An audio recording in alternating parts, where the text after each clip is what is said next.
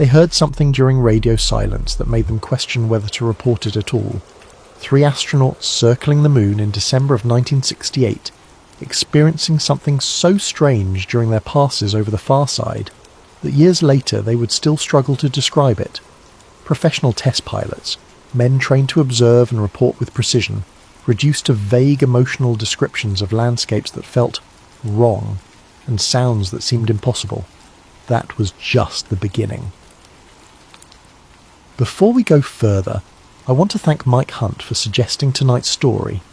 And if you're enjoying this content and listening on Spotify, leaving a review helps us tremendously. If you feel like it, drop a comment letting us know what time it is where you are and where in the world you're tuning in from. We absolutely love seeing where everyone is listening. And if you enjoy this kind of deep investigation into mysteries at the edge of human knowledge, please consider subscribing. It means everything to us. And a special thank you to Mike Hunt for suggesting tonight's story. This one's for you. There's something unsettling about a face you can never see. The moon hangs in our sky every night, a constant companion to humanity's existence. Yet we only ever see one side of it. The same craters, the same Maria, the same ancient scars illuminated by reflected sunlight. For thousands of years we assumed that was all there was. We were wrong. The far side of the moon remained hidden from human eyes until the space age, and when we finally glimpsed it, what we found didn't match what we expected. The terrain was different, darker, stranger. And in the decades since, despite all our technological advances, despite satellites and orbiters and landing missions, there are still things about the far side that don't add up. Tonight, we're going to explore what might be hiding on the side of the moon that never faces Earth. Why certain missions experience phenomena they couldn't explain, and why the world's superpowers are now racing to establish permanent infrastructure in the one place in our solar system that's completely shielded from observation. This is the story of the dark side of the moon, and the signal that might be waiting there. Chapter 1. The Side We Never See. To understand why the far side of the moon matters, you first need to understand why it exists at all. The moon is tidally locked with Earth. This isn't magic or coincidence, it's physics. Over billions of years, gravitational forces synchronize the moon's rotation with its orbit. One full rotation takes exactly as long as one orbit around Earth. The result is that the same hemisphere perpetually faces our planet. For all of human history, we could only see roughly 59% of the moon's surface. The rest remained invisible, impossible to observe from Earth. Ancient astronomers could map the visible side in extraordinary detail, but the far side was pure speculation. Philosophers wondered what lay beyond that curve of rock. Some imagined mirror landscapes, identical to what we could see. Others proposed exotic features, unique geological formations that existed nowhere on the visible hemisphere. A few even suggested the far side might harbour life, protected from Earth's observation by the moon's bulk. All of these theories remained untestable until the 20th century brought rocket technology and the space race between global superpowers. That changed in the late 1950s. The Soviet space program launched Luna 3 in October of that year.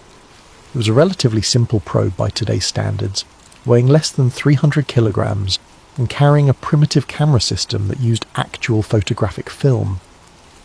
But its mission was historic. Photograph the far side of the moon for the first time in human history. The mission profile was complex. Luna 3 had to reach the moon, position itself correctly, photograph the hidden hemisphere, develop the film on board using an automated chemical processing system, and then transmit the images back to Earth using a scanning system that converted the photographs into radio signals. Every step had to work perfectly. There were no second chances. If the camera failed, if the film didn't develop, if the transmission system malfunctioned, the mission would return nothing. The probe succeeded.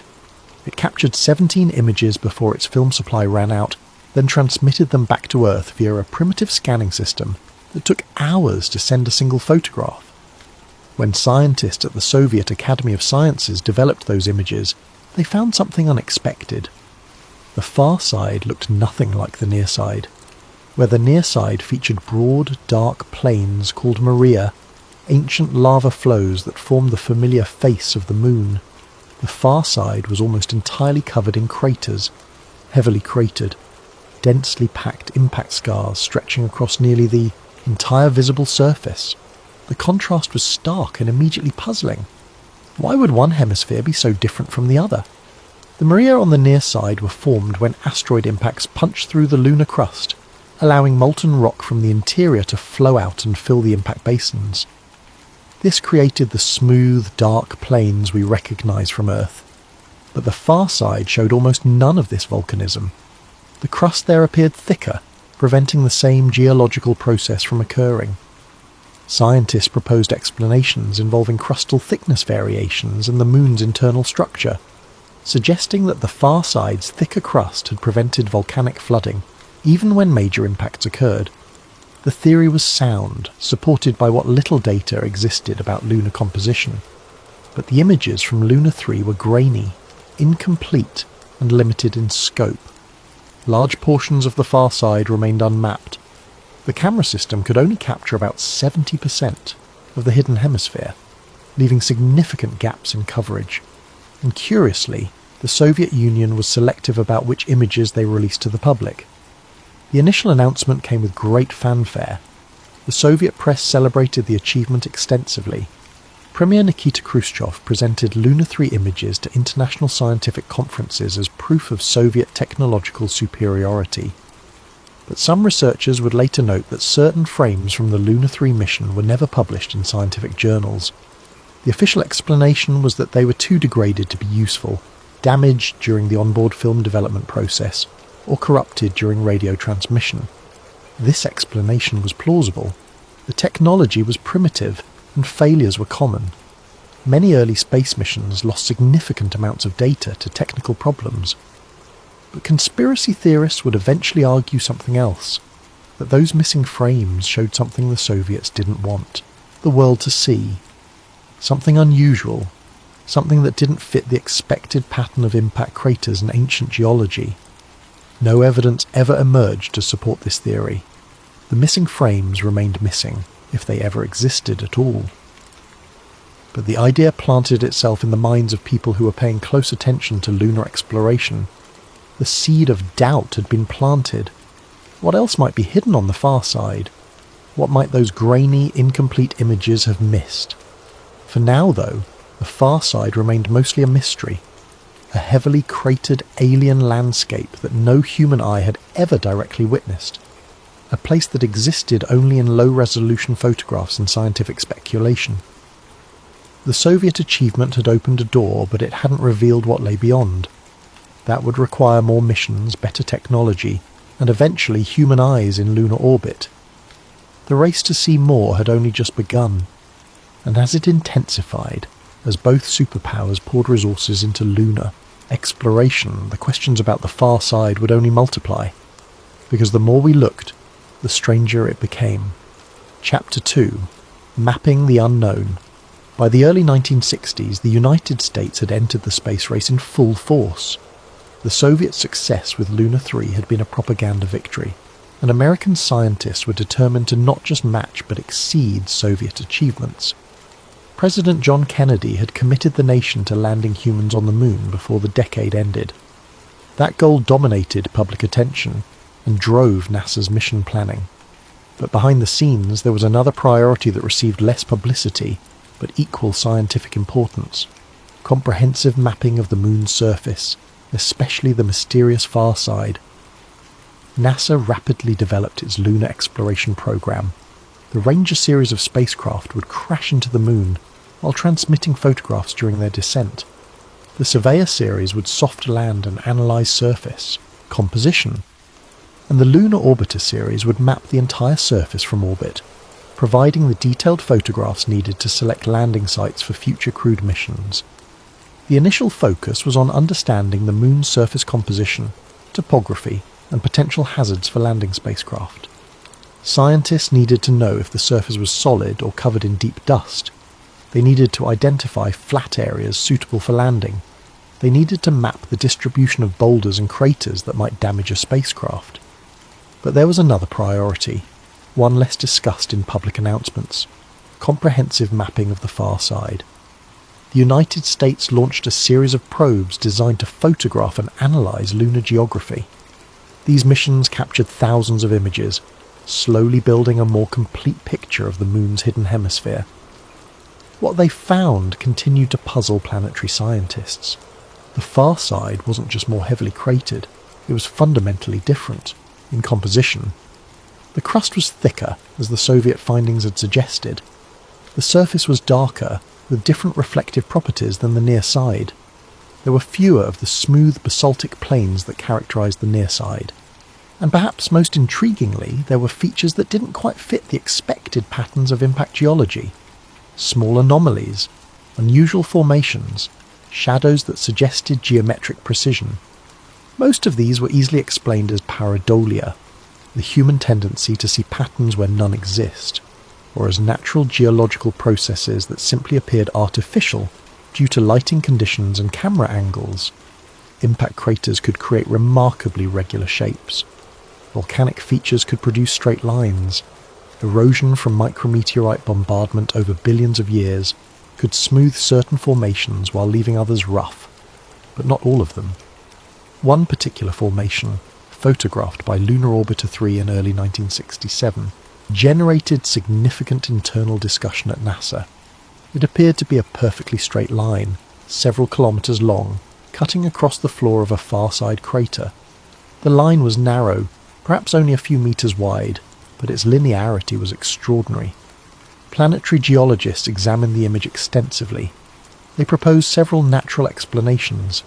It could be a fault line, where the lunar crust had fractured and shifted.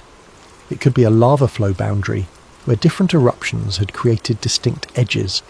It could even be a camera artifact, a flaw in the imaging system that created an apparent line where none existed. Each explanation had problems. Fault lines on the moon typically showed irregularities and variations. This line was straight to within the resolution limits of the camera.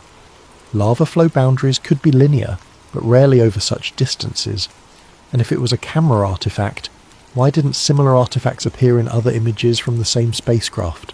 The formation was catalogued, noted in technical reports, and filed away for future study. NASA's official position was consistent.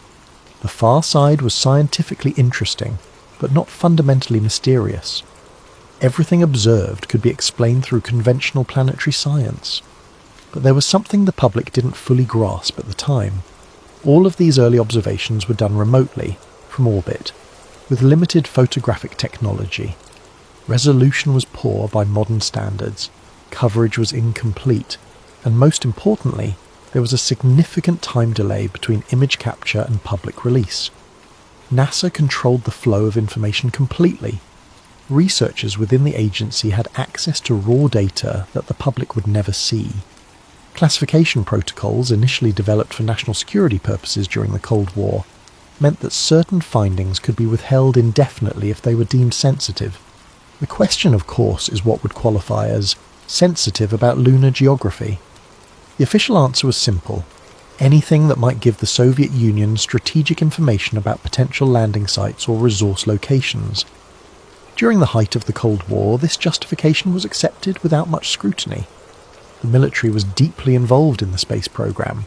Classification was standard procedure. But years later, some former NASA personnel would suggest that classifications went beyond simple Cold War paranoia.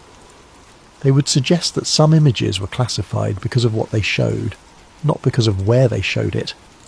These suggestions were always vague, offered in retirement when the consequences of speaking out were minimal. No one provided concrete examples. No classified images were leaked. The claims remained tantalizingly unspecific. But the pattern was clear. Something about far-side observations made NASA nervous in ways that near-side observations didn't. By the mid-1960s, the American space program had shifted focus from simple observation to something far more ambitious, putting humans on the moon. Orbital mapping became a secondary priority. Public attention moved to the astronauts, the rockets, the dramatic countdowns and fiery launches. The Apollo program dominated headlines. Every test flight, every technical milestone, every training exercise became news. The world watched as NASA built the infrastructure to achieve Kennedy's goal of landing humans on the moon before the decade ended. But behind the scenes, the mapping continued, and the anomalies accumulated. Lunar orbiter spacecraft circled the moon, photographing every crater and mountain, building a comprehensive atlas of the surface. They focused on potential landing sites on the near side, but they also systematically imaged the far side. Some of those far side images never made it into the public archives. They were classified immediately upon receipt, reviewed by personnel with appropriate security, clearances, and stored in secure facilities. The stated reason was protection of potential future landing sites or areas of strategic interest.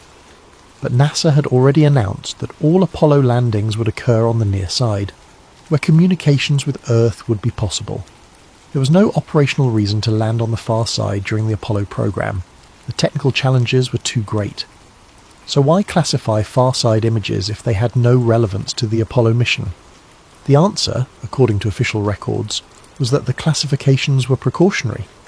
Future missions might explore the far side. Better to protect the information now than worry about it later. Critics would argue this explanation made little sense. Maps of the far side would eventually become public as better missions flew. Classifying them temporarily achieved nothing except creating gaps in the public understanding of lunar geography. Unless, of course, those specific images showed something that NASA wanted time to understand before facing public questions. By the late 1960s, NASA had accumulated more data about the moon than any organisation in history. They had thousands of photographs, millions of data points, comprehensive maps of elevation and composition, and somewhere in that vast archive, according to the conspiracy theories that would later emerge, were images that showed the far side wasn't quite as empty as it appeared.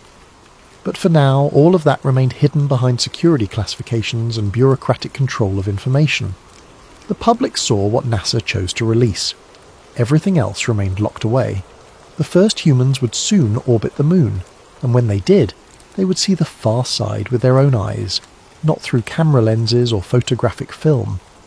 What they reported from those observations would become the subject of debate and speculation for decades to come. Chapter 3: Apollo 8 and the Silence. December of 1968.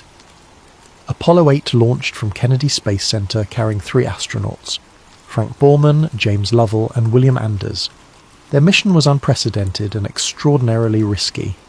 They would be the first humans to leave Earth orbit, travel to the moon, and enter lunar orbit.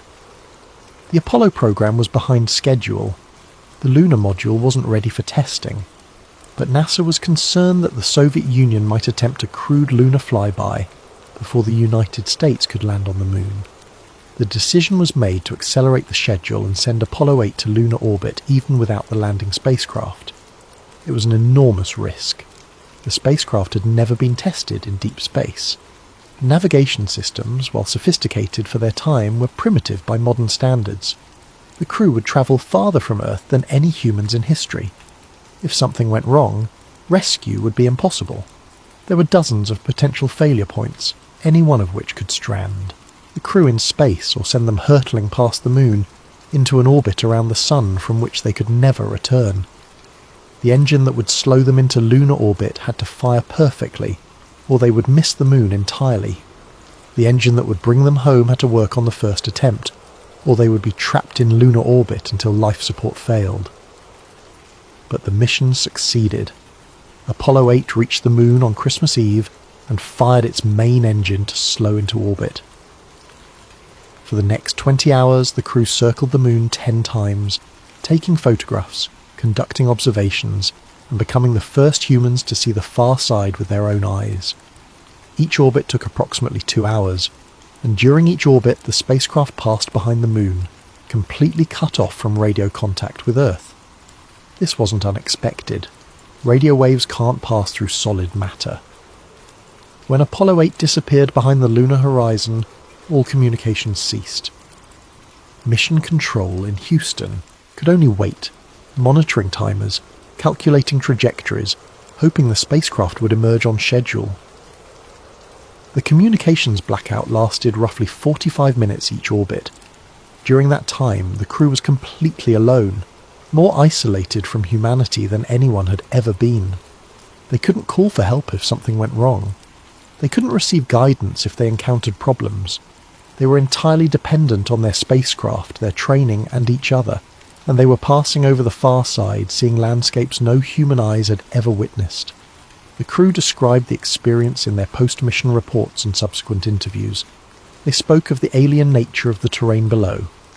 Where the near side was familiar from photographs and telescopic observation, the far side was completely new. Every crater was unnamed. Every mountain range was unknown. They were seeing pristine terrain that had never been viewed by conscious observers. It always did emerge, on schedule. But something about those passages disturbed the crew in ways they struggled to articulate. Years later, during interviews and memoir accounts, the Apollo 8 astronauts would describe the experience of passing over the far side as deeply unsettling. Not because of what they saw exactly, but because of what they felt. The descriptions were vague, almost reluctant. They spoke of an overwhelming sense of isolation, of being farther from humanity than anyone had ever been. They described the landscape below as ancient, hostile, and utterly lifeless. One astronaut mentioned that the far side looked wrong compared to the near side, though he couldn't articulate exactly what he meant. This vagueness is interesting. These were trained test pilots, men selected for their ability to observe and report technical details accurately.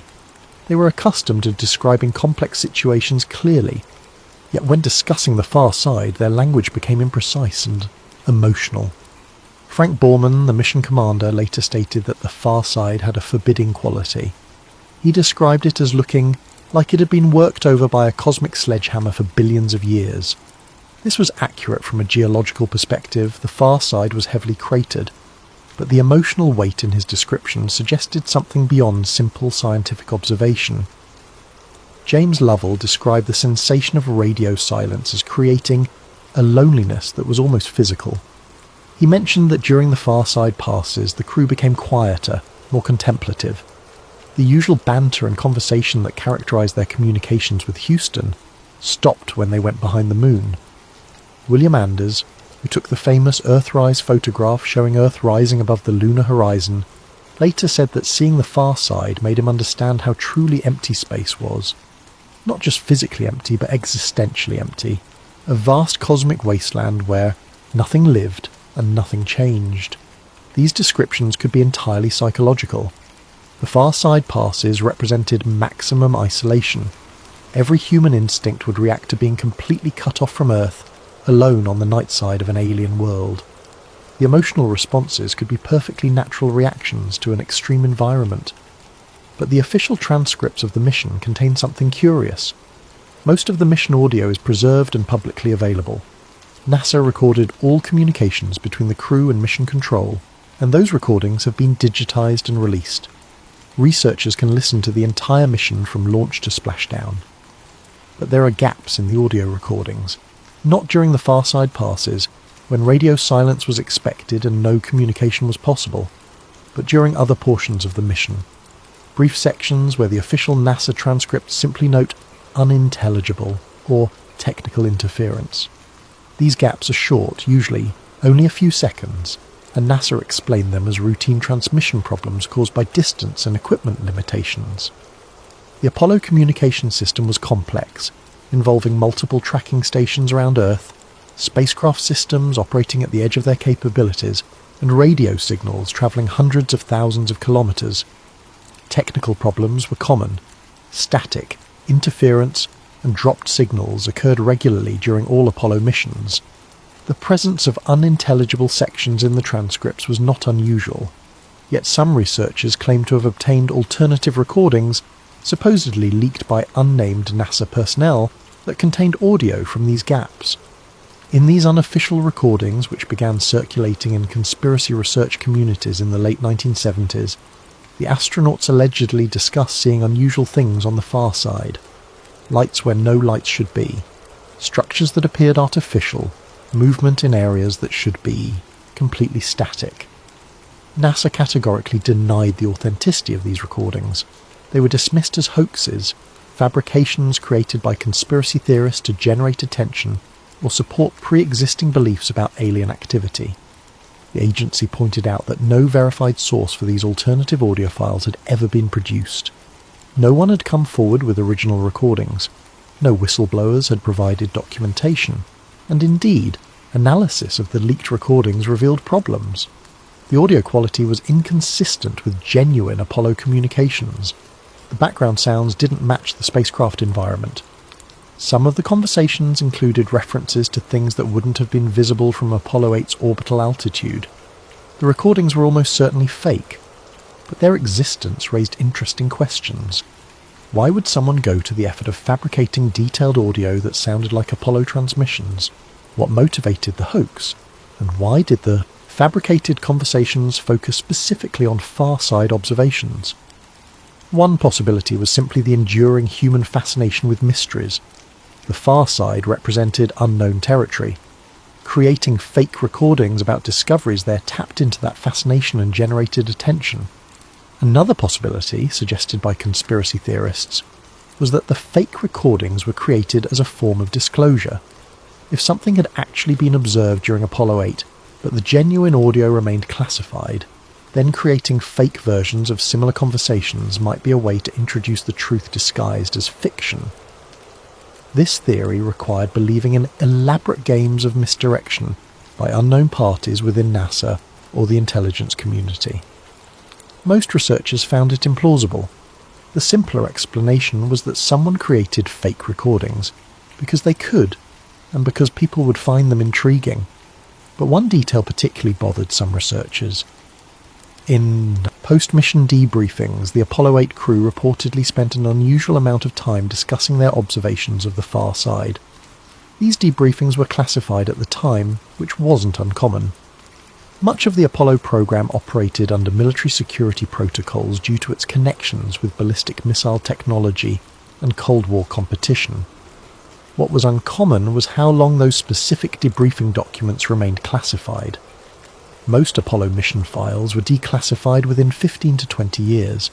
Technical information about spacecraft systems, navigation procedures, and mission operations became public as the Apollo program ended and NASA shifted focus to other projects. The far-side observation reports from Apollo 8 weren't fully released until decades later, and even then, when they finally entered the public domain, significant portions were redacted.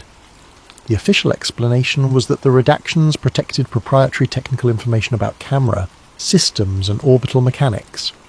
Some passages discussed classified military sensor technology that had been adapted for NASA use. Other sections contained information about observation techniques that remained sensitive for national security reasons. Critics argued that this seemed implausible for what should have been straightforward geological observations. The crew was looking at the moon, taking photographs, describing what they saw. What aspect of that required classification extending decades beyond the mission? NASA's response was bureaucratic. The classification had been applied according to standard protocols. The documents had been reviewed on regular schedules. They were declassified when appropriate authorities determined the information was no longer sensitive. This was technically true, but it didn't explain why observations of lunar craters and mountains would be considered sensitive in the first place. The Apollo 8 mission returned to Earth on December 27th, 1968. The crew splashed down safely in the Pacific Ocean, completing one of the most ambitious and risky missions in history. They were celebrated as heroes, lauded for their courage and technical skill. Public attention immediately shifted to the next goal, landing on the moon. Apollo 9 and 10 would test the lunar module and verify landing procedures. Apollo 11 would make the attempt. The strange observations from the far side, if they existed at all, were buried under the momentum of the space program's greatest achievement. But for those paying attention, questions remained. What did the astronauts really see during those silent orbits? Why did their descriptions carry such emotional weight? And why did NASA seem so reluctant to discuss those observations in detail? The answers, if they existed, remained locked in classified files and fading memories. But the questions wouldn't go away. As more missions flew, as more astronauts orbited the moon, and passed over the far side, the pattern of strange experiences would continue, and eventually those experiences would include something that couldn't be easily dismissed or explained away. Chapter 4. The Unverified Claims. In the decades following the Apollo program, rumours began to circulate among space exploration enthusiasts and conspiracy researchers. These weren't the usual moon landing hoax claims, which alleged that the entire Apollo program was faked in a television studio. Those theories, while persistent, were easily debunked by examining the evidence. These new rumours were something different, more specific, more troubling. The core allegation was this. During the Apollo missions, particularly those that orbited the moon, astronauts reported hearing strange sounds while passing over the far side. The claims first appeared in the late 1970s, mentioned in fringe publications and UFO research newsletters.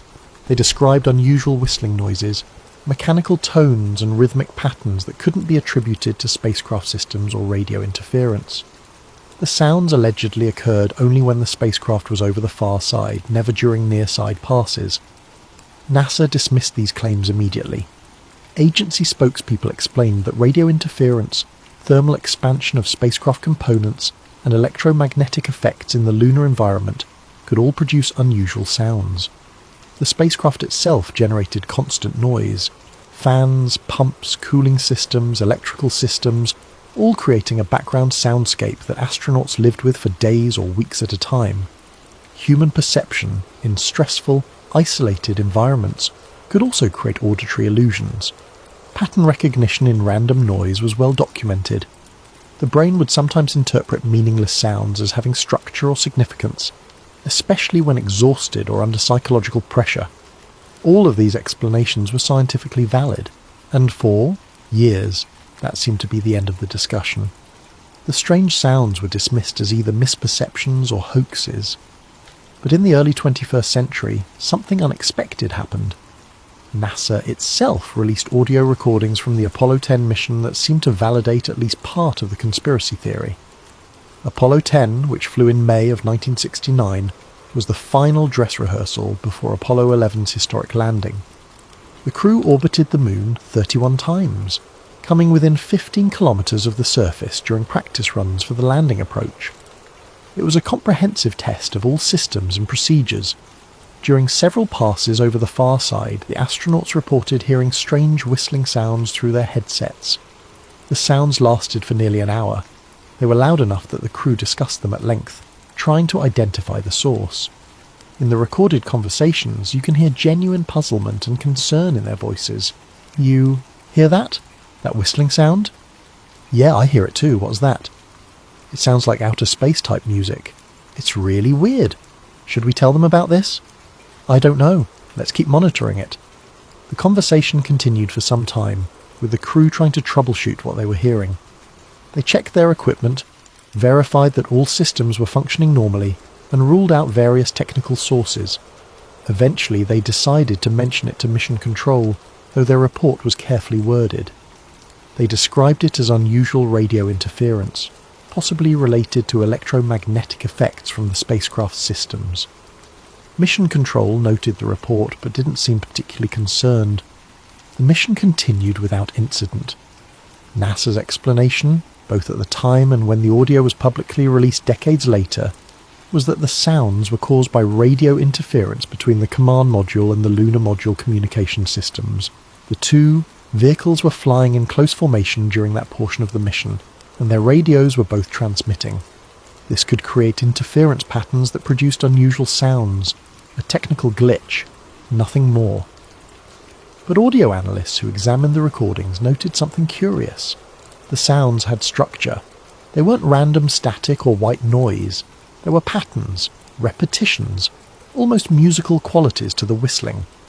Some researchers ran the audio through spectral analysis software, converting the sounds into visual representations showing the frequencies and patterns. They claimed to find embedded frequencies that didn't match any known spacecraft systems. The patterns suggested something more than simple radio interference. Others argued this was simply confirmation bias, seeing patterns in random noise because they wanted to find something significant. Human brains are extraordinarily good at finding structure in chaos. Musical patterns especially are something We readily perceive even when they don't objectively exist. What made the story more compelling, however, were the astronauts' reactions. In the recorded conversations, the crew sounds genuinely puzzled by what they're hearing. These weren't men prone to panic or superstition. They were experienced test pilots, engineers, veterans of high-risk military operations. They had been through exhaustive training that prepared them for virtually every contingency.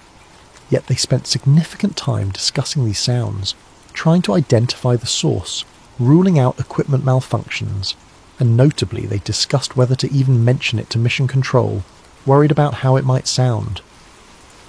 Should we report this? I don't know, it's probably nothing. But it's been going on for a while now. Let's wait and see if it continues. That hesitation is what conspiracy theorists found most interesting. Why would experienced test pilots worry about reporting a technical anomaly unless they suspected it might be interpreted as something more than technical? NASA maintained that the astronauts were simply being cautious, avoiding unnecessary alarm during a critical mission. Apollo 10 was the final test before the moon landing. Every system had to work perfectly. The crew didn't want to create confusion or distraction over something that might be trivial, but skeptics pointed out that these were men who regularly dealt with life-threatening malfunctions. During previous missions, astronauts had calmly reported serious problems, from equipment failures to medical issues. A strange sound shouldn't have prompted that level of concern unless they suspected it wasn't coming from their spacecraft. The Apollo 10 audio became a focal point for far-side conspiracy theories. If genuine anomalies had been recorded during that mission, what else might have been documented and not released? Former NASA personnel, speaking anonymously in interviews years after retirement occasionally, hinted at other incidents, unexplained sensor readings, visual anomalies that didn't match photographic evidence, data that didn't fit expectations. One retired engineer claimed that during Apollo missions, there were instances where ground-based tracking detected unusual electromagnetic signatures coming from the lunar surface. These signatures didn't match any known geological process or solar radiation effect. They appeared briefly, then disappeared, never lasting long enough for detailed analysis. Another former technician mentioned that some mission photographs, particularly from the far side, showed light anomalies that couldn't be explained by camera flares or reflections. Small bright spots in permanently shadowed craters where no light should penetrate. But none of these sources ever provided concrete evidence. No documents were leaked. No photographs were produced. The claims remained tantalizingly unverifiable. What is documented, however, is that NASA became increasingly restrictive about what information from later Apollo missions was made public. Mission transcripts were edited for length and clarity, which was presented as standard practice to make them more readable. Photographs were curated, with only the most scientifically or aesthetically interesting images released. And certain technical data remained classified long after any reasonable national security justification had expired. The pattern suggested something beyond routine information control. It suggested selective disclosure, as if someone within NASA had decided that not everything observed during the Apollo missions should reach public awareness. The question was why, and the answer, if it existed, seemed to be hidden somewhere in the vast archives of lunar observation data that NASA had accumulated over decades of missions. As the Apollo program ended and NASA shifted focus to space shuttle development and orbital stations, public interest in the moon waned. The far side became a scientific curiosity again, studied by planetary geologists but largely forgotten by the general public. But in the emerging internet communities of the 1990s and early 2000s, interest in lunar mysteries remained strong. Researchers shared information, analysed available data, and built networks of people investigating unexplained aspects of space exploration. These communities preserved the Apollo 10 audio, the claims about strange sounds and observations, the hints from former personnel. They kept asking questions even when official sources had moved on to other topics, and eventually their persistence would be validated in an unexpected way. Because modern lunar observation missions would begin detecting anomalies that aligned with the old conspiracy theories, not perfectly, not conclusively, but enough to suggest that maybe, just maybe, There had been something to those unverified claims after all. Chapter 5. The modern mapping era. By the 1990s, technology had advanced dramatically. The blurry photographs and limited data from the Apollo era were being replaced by high-resolution orbital imagery from sophisticated unmanned spacecraft. The far side of the moon was about to be mapped in unprecedented detail. Computer processing power had increased exponentially. Digital cameras had replaced film. Spacecraft could carry instruments that analysed composition, measured elevation, detected magnetic fields, and mapped the distribution of elements across the lunar surface. The Clementine mission launched in early 1994. It was a joint project between NASA and the Department of Defense, officially designed to test sensors and spacecraft components for the Strategic Defense Initiative, the missile defense system that had been a priority during the Cold War. But its scientific mission was mapping the moon. Clementine spent 2 months in lunar orbit, capturing over 1.5 million images using multiple cameras and sensors. It mapped the entire surface at resolutions far exceeding anything previously achieved. The data revealed new details about lunar composition, topography, and geological history. The mission discovered ice in permanently shadowed craters near the lunar poles, confirming predictions that water might exist in these cold traps. It measured the thickness of the lunar crust in different regions. It created detailed elevation maps showing the moon's complex topography. It also revealed new anomalies. Researchers analysing Clementine data noticed several unusual features on the far side. Most were quickly explained as natural formations resulting from impact processes, volcanic activity, or erosion from billions of years of micrometeorite bombardment. But a few defied easy categorization. There were areas where the terrain appeared unnaturally smooth, lacking the expected density of small impact craters. Planetary scientists proposed that these areas might have experienced relatively recent geological activity, with lava flows or landslides covering older terrain. But the moon was supposed to be geologically dead, with no significant activity for billions of years. There were shadows that suggested vertical structures, though most of these could be explained as lighting effects on crater walls or boulder formations. The human eye and brain naturally interpret shadows as indicating three-dimensional objects, even when the actual topology is more complex. And there were formations with geometric regularity that seemed statistically unlikely to be purely natural.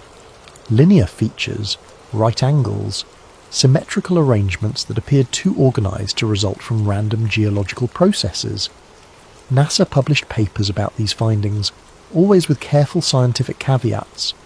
The agency emphasised that unusual didn't mean artificial. Natural processes could create apparently geometric patterns. Volcanic activity could produce straight lines when lava flowed along fault lines. Tectonic stress could create parallel fractures. Impact ejecta could land in organised patterns.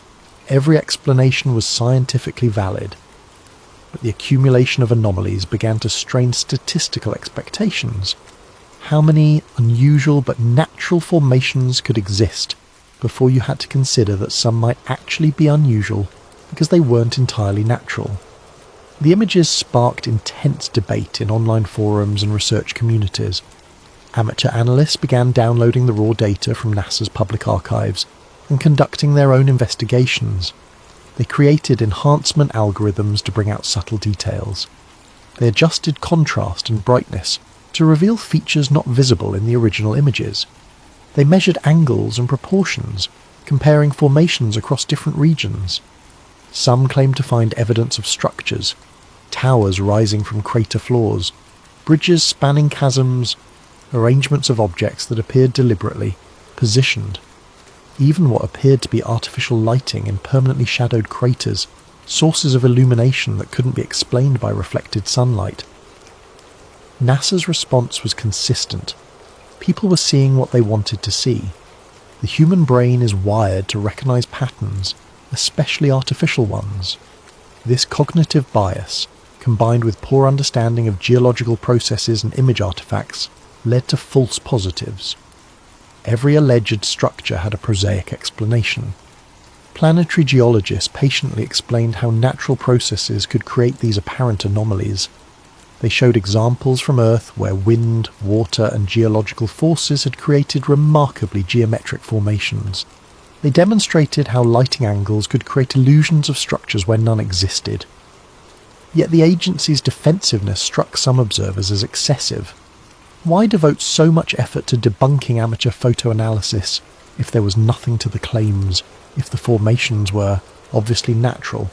Why not simply ignore the conspiracy theories? The attention NASA gave to refuting these claims suggested they took them seriously, or perhaps that they wanted to ensure these claims remained in the realm of debunked conspiracy theories rather than serious scientific questions. The next major mission came in 2009 with the Lunar Reconnaissance Orbiter. This spacecraft carried even more advanced instruments and began what would become an ongoing, comprehensive survey of the entire lunar surface. The resolution was extraordinary.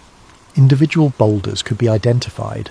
Landing sites from the Apollo era were photographed in stunning detail, showing the descent stages of lunar modules and even the tracks left by astronauts' boots and rover wheels. The far side received particular attention.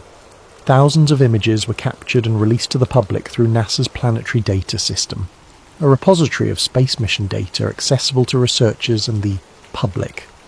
Scientists could now study the Moon's hidden hemisphere with clarity that would have been unimaginable during the Apollo era. Every crater, every mountain range, every unusual formation could be examined in detail. And yet the anomalies didn't disappear. If anything, they multiplied. Not because there was more evidence of artificial structures, but because higher resolution revealed just how complex and varied the lunar surface actually was. Every new image raised new questions. Why were certain crater patterns distributed the way they were? Statistical models predicted random distributions, but some regions showed clustering that seemed non-random. What caused the unusual reflectivity in specific regions? Some areas appeared brighter or darker than their composition should produce, suggesting unusual surface properties or hidden deposits. Why did some areas show signs of recent geological activity when the Moon was supposedly geologically dead? Small landslides, boulder, movements, changes in surface albedo that suggested ongoing processes. Mainstream lunar scientists had explanations for all of these phenomena. The Moon, they argued, was more dynamic than previously understood. There were ongoing processes driven by temperature variations, micrometeorite impacts, and interaction between solar radiation and surface materials. The Moon wasn't completely dead, just extremely slowly active. But conspiracy theorists noticed something else. They noticed that certain images from the Lunar Reconnaissance Orbiter were never released to the public database. NASA's image archive is extensive, containing hundreds of thousands of photographs taken over years of operation. The Lunar Reconnaissance Orbiter alone has captured millions of images since its arrival in 2009. But researchers comparing the spacecraft's imaging schedule with the publicly available archive found gaps. Times when the orbiter was photographing specific far-side locations, but the resulting images weren't included in the public release. The agency explained that this was routine data management. Not every image was scientifically useful. Some were blurred due to spacecraft motion. Others were overexposed or underexposed. Some were redundant, showing the same terrain captured in previous passes. There was no point cluttering the archive with substandard images that provided no scientific value. This explanation made sense from an operational perspective. No organisation would release every piece of data they collected, especially when dealing with millions of images. Critics argued that this selective curation created opportunities for hiding significant findings. If something unexpected appeared in a photograph, it could simply be excluded from the public database. No explanation required, no questions asked. The image would remain in NASA's internal archives, accessible only to personnel with appropriate clearance. What made this argument more compelling was the fact that several nations now had their own lunar observation capabilities. China, India, Japan, and the European Space Agency had all sent missions to orbit or land on the Moon. They were all capturing their own images, conducting their own analysis, and they were all being just as selective about what they released. China's Chang'e 2 orbiter, launched in 2010, captured high-resolution images of potential landing sites on both the near and far sides. The publicly released images showed impressive detail, but researchers noted that coverage of certain far-side regions was conspicuously absent from the public data. India's Chandrayaan missions provided chemical and mineralogical mapping, detecting water ice, and analysing surface composition. But like NASA and China, the Indian Space Research Organisation curated its data releases carefully.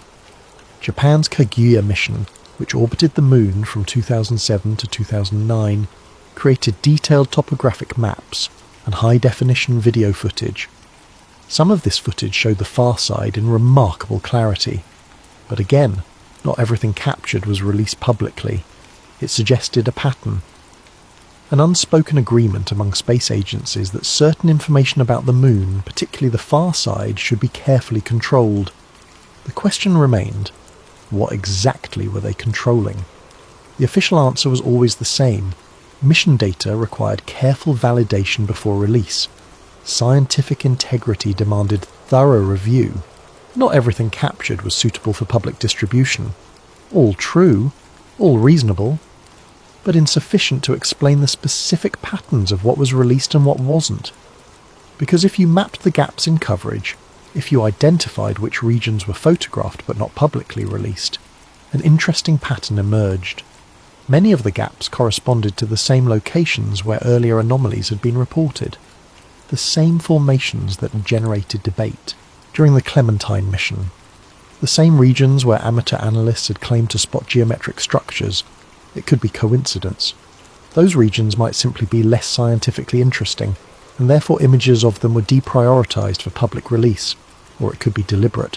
Those regions might be more interesting than publicly acknowledged, and therefore images of them were being withheld pending further analysis. The truth, as always, was impossible to determine from the outside.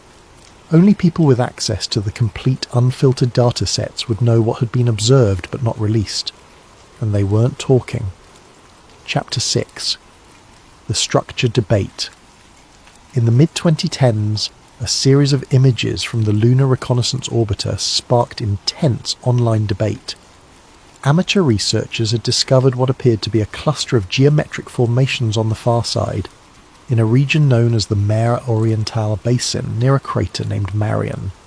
The formations consisted of several roughly rectangular shapes arranged in an apparently organised pattern.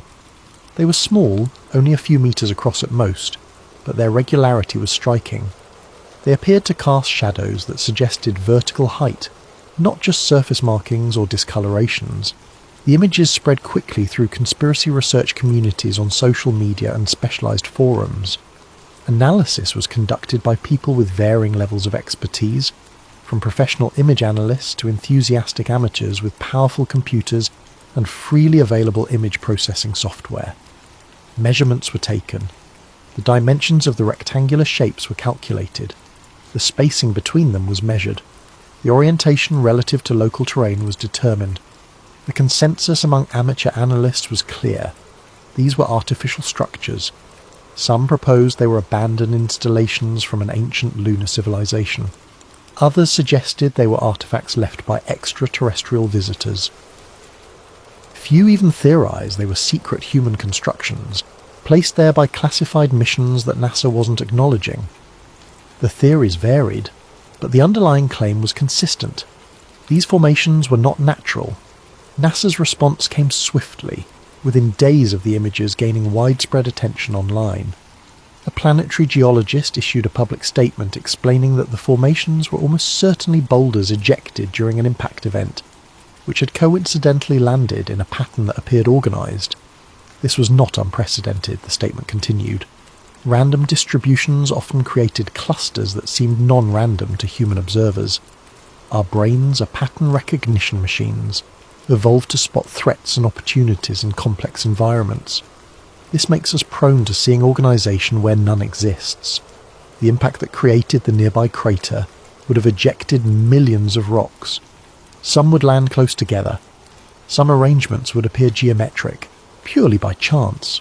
Probability guaranteed it. The explanation was scientifically sound.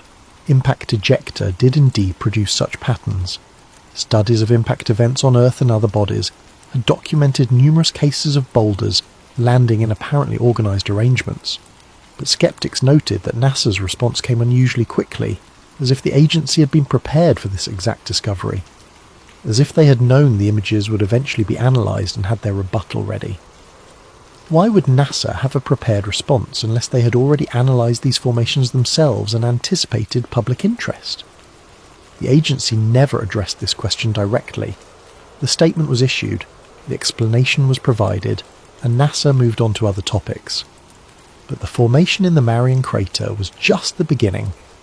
More structures, or apparent structures, were discovered over the following years as amateur analysts systematically examined the Lunar Reconnaissance Orbiter image archive, not just in Marian crater but across the far side.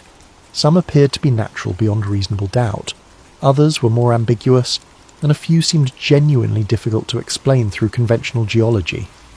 One particularly contentious example was a formation in the crater known as Tsiolkovsky, a large impact basin on the far side named after the Russian rocket pioneer.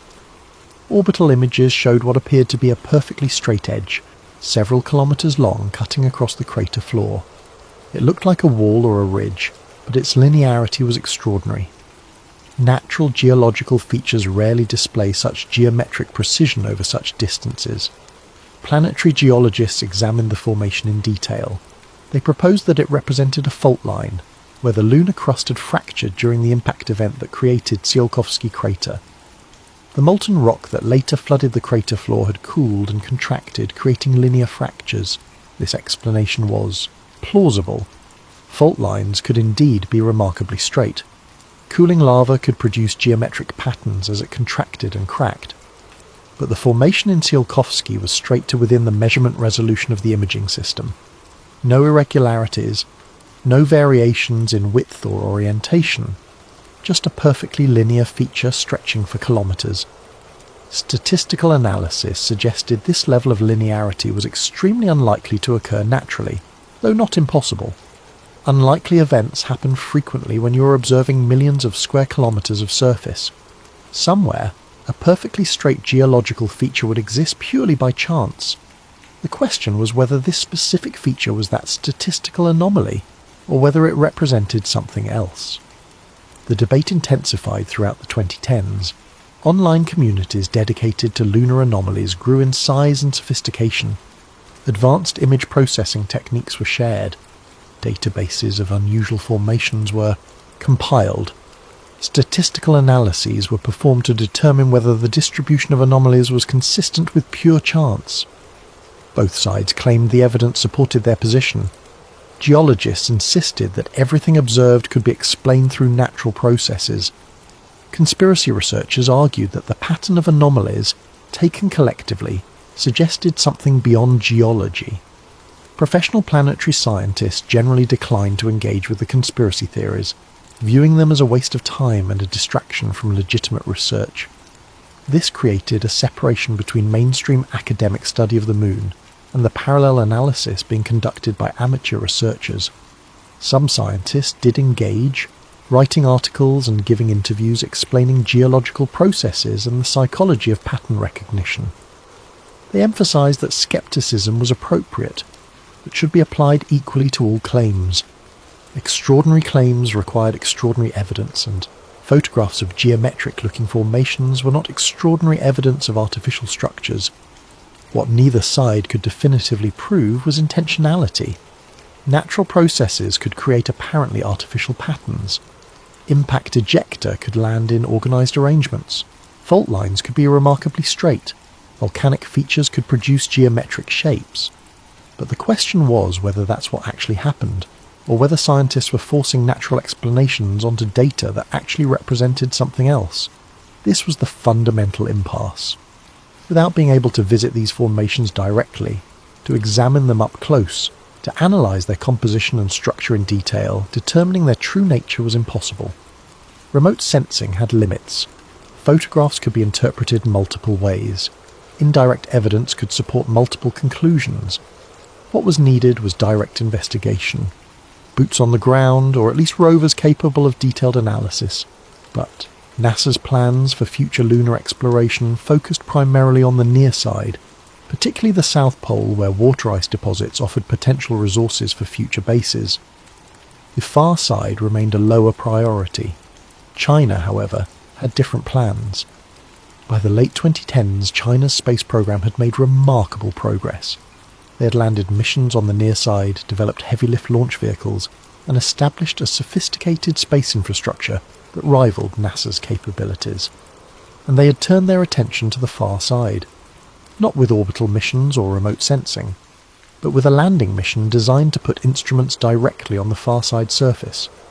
This mission would change the far side debate in fundamental ways, because one of the world's superpowers was about to do something unprecedented, something that would demonstrate capabilities and ambitions that suggested the moon was becoming a contested territory rather than a shared scientific resource, and they were going to do it with remarkably little advance notice to the international community.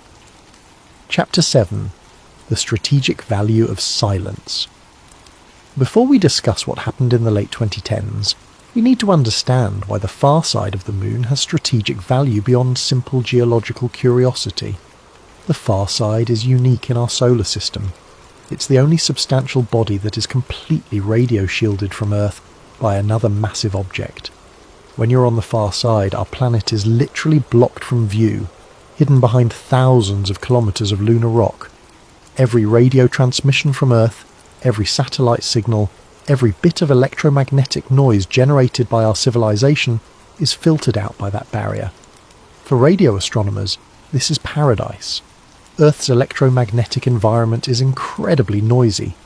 Our civilization generates constant radio interference across virtually the entire spectrum. Cell towers pump out signals 24 hours a day. Satellites transmit television broadcasts, GPS signals and communications data. Television and radio stations fill specific frequencies with programming. Radar systems sweep the sky continuously. Wi-Fi networks blanket populated areas. All of this creates a background noise that makes detecting faint cosmic signals nearly impossible from Earth's surface. Even radio telescopes in remote locations, far from cities and infrastructure, still operate in a contaminated electromagnetic environment. Techniques exist to filter out known interference sources. Software can subtract expected patterns. Observations can be timed to avoid passing satellites. But the noise floor is still enormously higher than it would be in a truly quiet environment. The far side of the moon offers perfect radio silence, no signals from Earth, no satellites overhead, no interference from human technology whatsoever. A telescope placed there could detect signals that would be completely invisible from Earth. It could listen to the faint whispers of the early universe, radiation from the cosmic dawn when the first stars ignited. It could detect exoplanet atmospheres through their radio emissions. It could potentially even detect artificial signals from other technological civilizations, if any exist in our galactic neighbourhood. This has been understood since the early days of radio astronomy. Scientists have proposed far-side telescope arrays for decades. The scientific benefits would be revolutionary, opening entirely new windows on cosmic phenomena currently hidden by terrestrial interference. But there's another implication of that radio silence, one that has nothing to do with astronomy. If you wanted to conduct communications or surveillance operations that were completely undetectable from Earth, the far side of the moon would be the perfect location. You could operate transmitters, receivers, and data processing systems without any risk of monitoring from Earth-based facilities. Every transmission would be shielded by the moon itself. Every operation would be invisible to observation. During the Cold War, this strategic possibility was not lost on either superpower. Both the Soviet Union and the United States studied the feasibility of establishing far-side installations. Military planners considered the benefits of having communication relay stations that couldn't be jammed or monitored by adversaries. The technical challenges were enormous, particularly the need for relay satellites to maintain communication with Earth. Any far-side installation would be cut off from direct communication, requiring at least one satellite positioned where it could see both Earth and the far side simultaneously. The Soviets seriously considered this in the 1960s and 70s. proposing automated relay stations that could support military communications while remaining invisible to American monitoring. The Americans conducted similar studies, evaluating far-side locations for signals, intelligence operations. Nothing was built. The technical challenges were too great with the technology available at the time, the costs were astronomical, and as the Cold War ended, priorities shifted to other domains. But in recent years, interest in far-side infrastructure has resurged, and this time it's not theoretical. Multiple nations have announced plans for permanent far-side facilities. NASA has discussed potential locations for future bases as part of its Artemis program, which aims to establish sustained lunar presence. The European Space Agency has proposed collaborative projects involving far-side observations and potential installations. Russia, now operating with less resources than the Soviet Union commanded but still ambitious in space exploration, has outlined construction timelines for far-side facilities in partnership with other nations. But it was China that moved first. The Chinese space program, operating with less public scrutiny and more centralized decision-making than Western agencies, had been quietly developing far-side capabilities for years. They launched relay satellites, positioning them at gravitationally stable points where they could maintain constant contact with both Earth and the far side. They conducted detailed orbital surveys, mapping potential landing sites and analysing terrain for suitability. They identified specific regions of interest, though what made those regions interesting was never publicly explained in detail. And then, with relatively little advance notice to the international community, they landed a spacecraft on the far side. This was in early 2019. The mission was called Chang'e 4.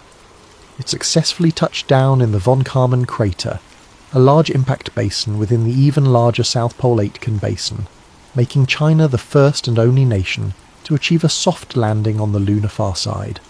The mission carried scientific instruments, including a radio telescope designed to conduct astronomical observations from the uniquely quiet environment. China presented this as a purely scientific endeavour, a contribution to human knowledge about the universe. International scientific organisations congratulated China on the achievement. Papers were published describing the mission's findings. The radio astronomy data was shared with international collaborators, but the strategic implications were impossible to ignore. By establishing a far-side presence, China had demonstrated technological capabilities that matched or exceeded those of NASA. They had proven they could maintain communications with a far-side facility through relay satellites, solving the technical challenge that had prevented earlier missions. They had created infrastructure that could potentially be expanded into a permanent installation. The Chang'e 4 lander and its accompanying rover were designed for extended operations, not just a brief demonstration. Most importantly, they had done it in a region that was effectively unobservable from Earth. The international response was muted in ways that suggested careful diplomatic consideration. NASA issued a statement acknowledging the achievement and expressing hope for international cooperation in future lunar exploration. The European Space Agency offered congratulations. Russia praised the mission as advancing scientific knowledge. But there was an underlying tension, a recognition that the rules of space exploration had shifted. Because here's what nobody said publicly. If China could land scientific instruments on the far side, they could land anything on the far side. Communications equipment, surveillance systems, research facilities whose true purpose remained classified. Even, theoretically, military assets, though the Outer Space Treaty prohibited such deployment. And nobody on Earth would ever know exactly what was there. This wasn't paranoia. It wasn't Cold War thinking inappropriately applied to modern cooperation. It was the inevitable logic of the far side's geography. Radio silence works both ways. It protects astronomical observations from Earth's interference, but it also shields whatever activities might be occurring there from Earth's observation. Any nation operating on the far side has complete information control. They decide what data to share. They determine what observations to release. They control the narrative about what they're doing and why. This creates strategic advantage regardless of what's actually being done. Even if operations are entirely peaceful and scientific, the perception of hidden capabilities creates leverage. Western space agencies began accelerating their own far-side plans. What had been long-term proposals discussed in planning documents and scientific conferences suddenly became near-term priorities with allocated funding. NASA announced partnerships with commercial space companies to develop far-side missions. International collaborations were formed, bringing together European, Japanese and Canadian agencies. Funding requests to government legislatures emphasised the strategic importance of lunar presence. The race for the far side had begun. But unlike the original space race of the 1960s, this one wasn't primarily about prestige or proving technological superiority. This one was about control, about establishing presence in a location that was, by its very nature, hidden from scrutiny, about ensuring that no single nation dominated access to the most strategically valuable real estate in the solar system. And some researchers began asking a different question. Why now? Why? After decades of proposals and studies and occasional missions, were multiple nations suddenly treating far-side infrastructure as an urgent priority? Was it simply the natural progression of space exploration? Technology had finally made far-side operations feasible and cost-effective. Commercial launch systems were reducing costs. International cooperation made ambitious projects possible. All of that was true, but it didn't fully explain the urgency. Or had something changed? Had some new information emerged that made the far side strategically critical in ways beyond radio astronomy and communications relay? The official answer was that technology and reduced costs had made far side operations practical for the first time. Space agencies emphasized scientific benefits, particularly the unique environment for radio observations free from terrestrial interference. The real answer might be more complex, because if there was something on the far side, something discovered during earlier missions but kept classified, then establishing a permanent presence there wouldn't primarily be about astronomy or geological research. It would be about control, about investigation, about ensuring that whatever was there remained under human supervision and study, or perhaps about ensuring that whatever was there remained undiscovered by the public while governments determined how to handle the information. The strategic value of the far side, then, wouldn't just be its radio silence or its concealment from Earth-based observation. It would be whatever was already there, waiting to be fully understood. Chapter 8. Chang'e 4 and the Questions. Nobody asked. The Chang'e 4 landing should have been a massive international story. The first spacecraft on the far side of the moon. A historic achievement. Front-page news across the globe.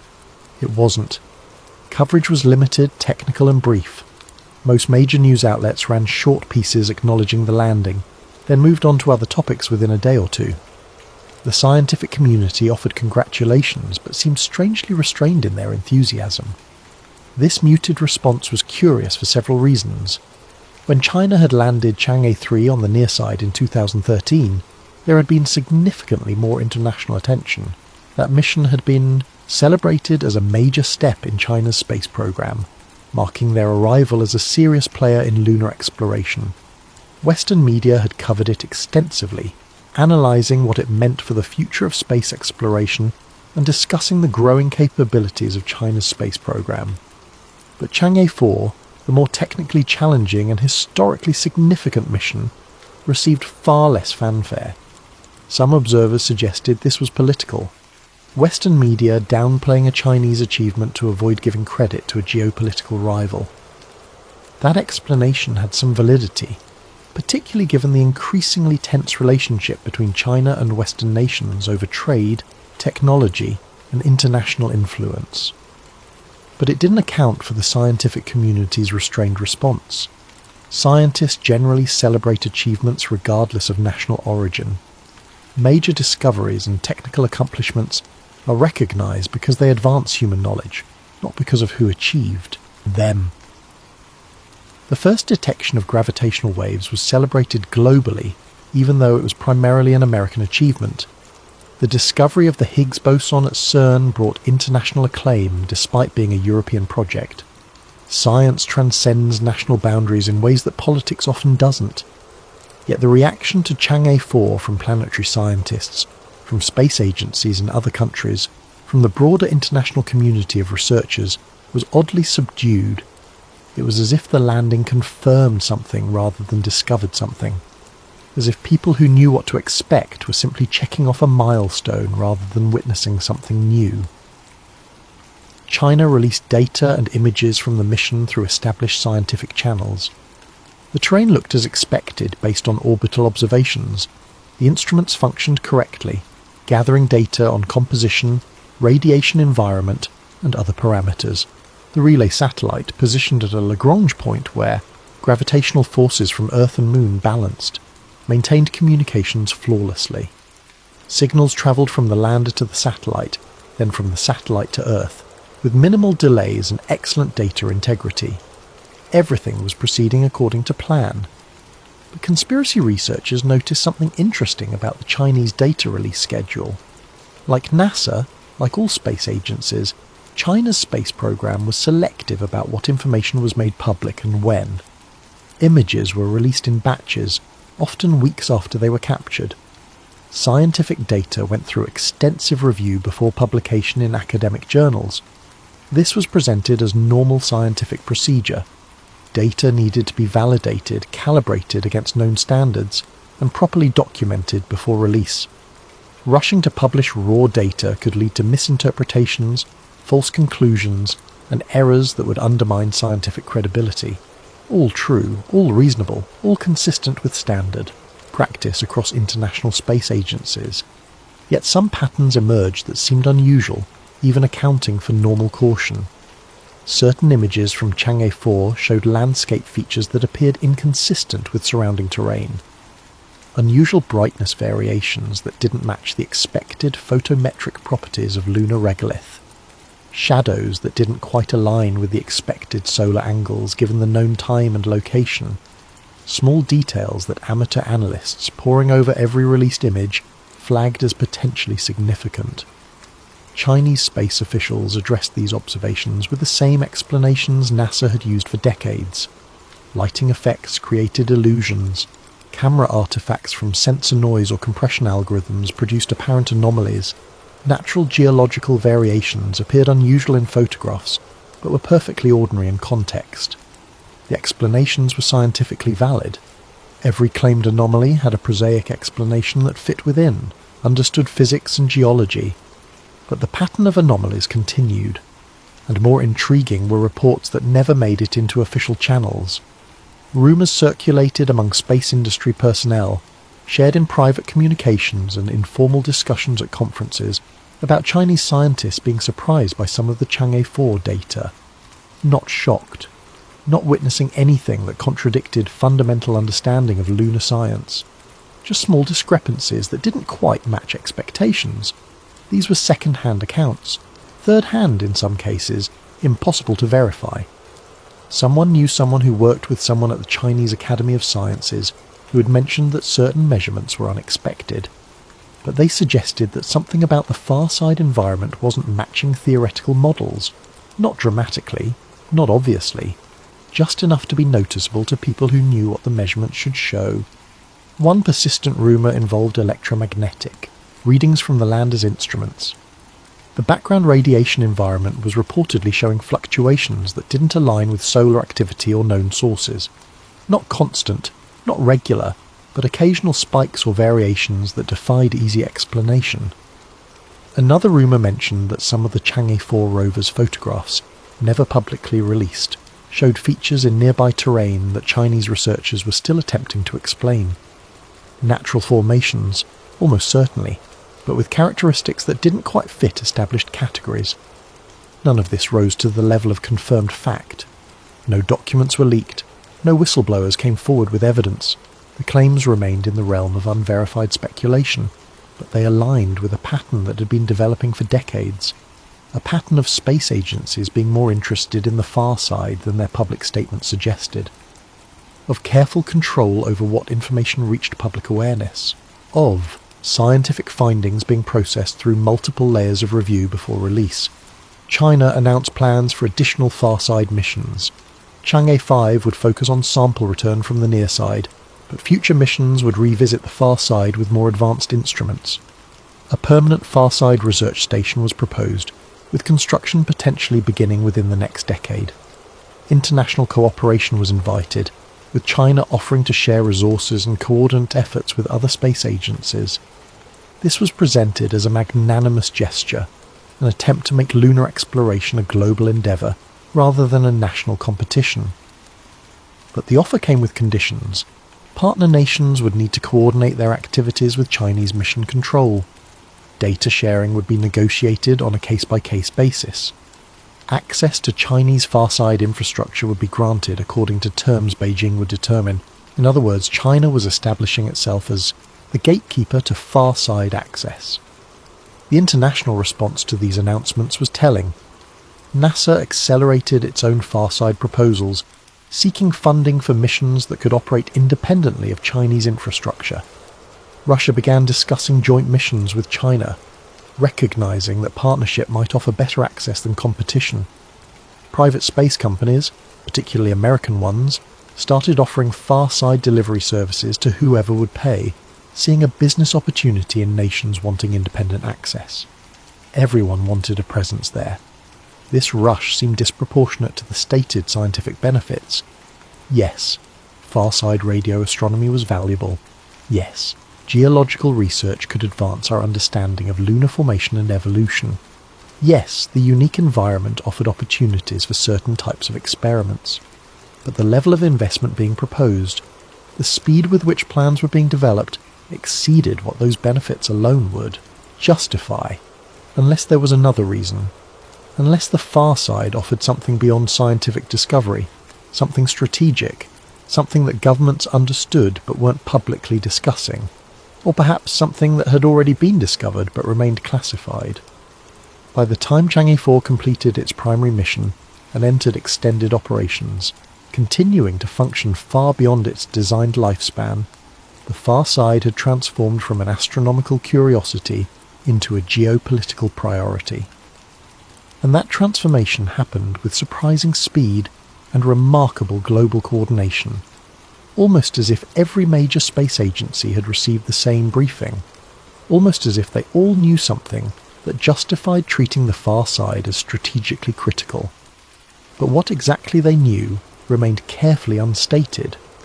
The scientific papers published from Chang'e 4, data focused on composition analysis, radiation measurements, and geological observations, all legitimate science, all contributing to human knowledge. But conspicuously absent from these publications was any discussion of anomalies, unexpected findings, or observations that didn't fit existing models, which could mean there were no such observations, or it could mean they were being handled through other channels that didn't involve public scientific literature and open academic discourse. Chapter 9. The Signal Hypothesis.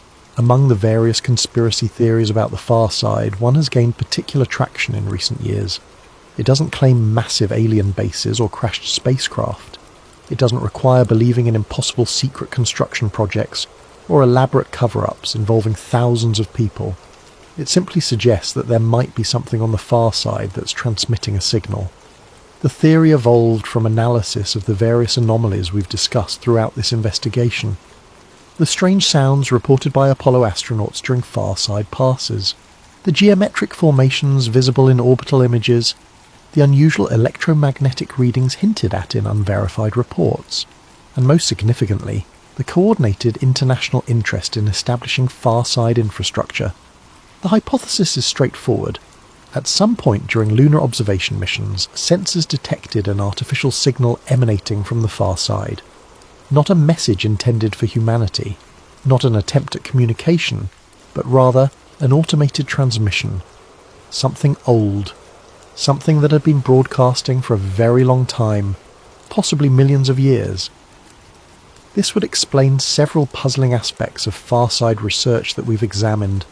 First, it would explain why certain data from early missions remained classified far longer than national security concerns would justify. A signal detection would be exactly the kind of discovery that governments would classify immediately. Not because it was dangerous necessarily, but because they needed time to understand it before causing potential public panic or religious upheaval. Second, it would explain the sudden international urgency about far-side infrastructure that emerged in the 2010s. If a signal existed, every major nation would want independent confirmation. They would want their own instruments on the far side, free from reliance on other nations' data or interpretations. The race wouldn't be about claiming territory, which is prohibited by international treaty anyway. It would be about verification, about ensuring your nation had first-hand knowledge rather than depending on what others chose to share. Third, it would explain the restraint in public announcements. If multiple agencies had detected the same signal independently, but couldn't explain its origin or determine its meaning, they would face an impossible communication problem. How do you tell the public that something artificial exists on the moon without knowing what it is, where it came from, how old it is, or what it means? Do you announce it immediately, triggering global speculation and possible panic? Do you wait until you understand more, risking accusations of cover-up if the information leaks? Do you coordinate with other nations first, creating delays and complications? The safest answer, from a bureaucratic perspective, would be to say nothing. At least until you understand more. At least until you can frame the discovery in ways that minimize disruption. The signal hypothesis gained support from an unlikely source, whistleblower testimony. In the early 2020s, a former NASA contractor came forward, claiming to have worked on signal analysis from far-side observations. His name was never widely publicized, and he spoke primarily through intermediary researchers, rather than directly to media. His account was detailed and technically sophisticated. He described detection methodology, frequency ranges, analysis protocols and data processing techniques in ways that suggested genuine familiarity with NASA's operations. According to his testimony, an anomalous signal had been detected by the Lunar Reconnaissance Orbiter during routine radio environment mapping in the late 2010s.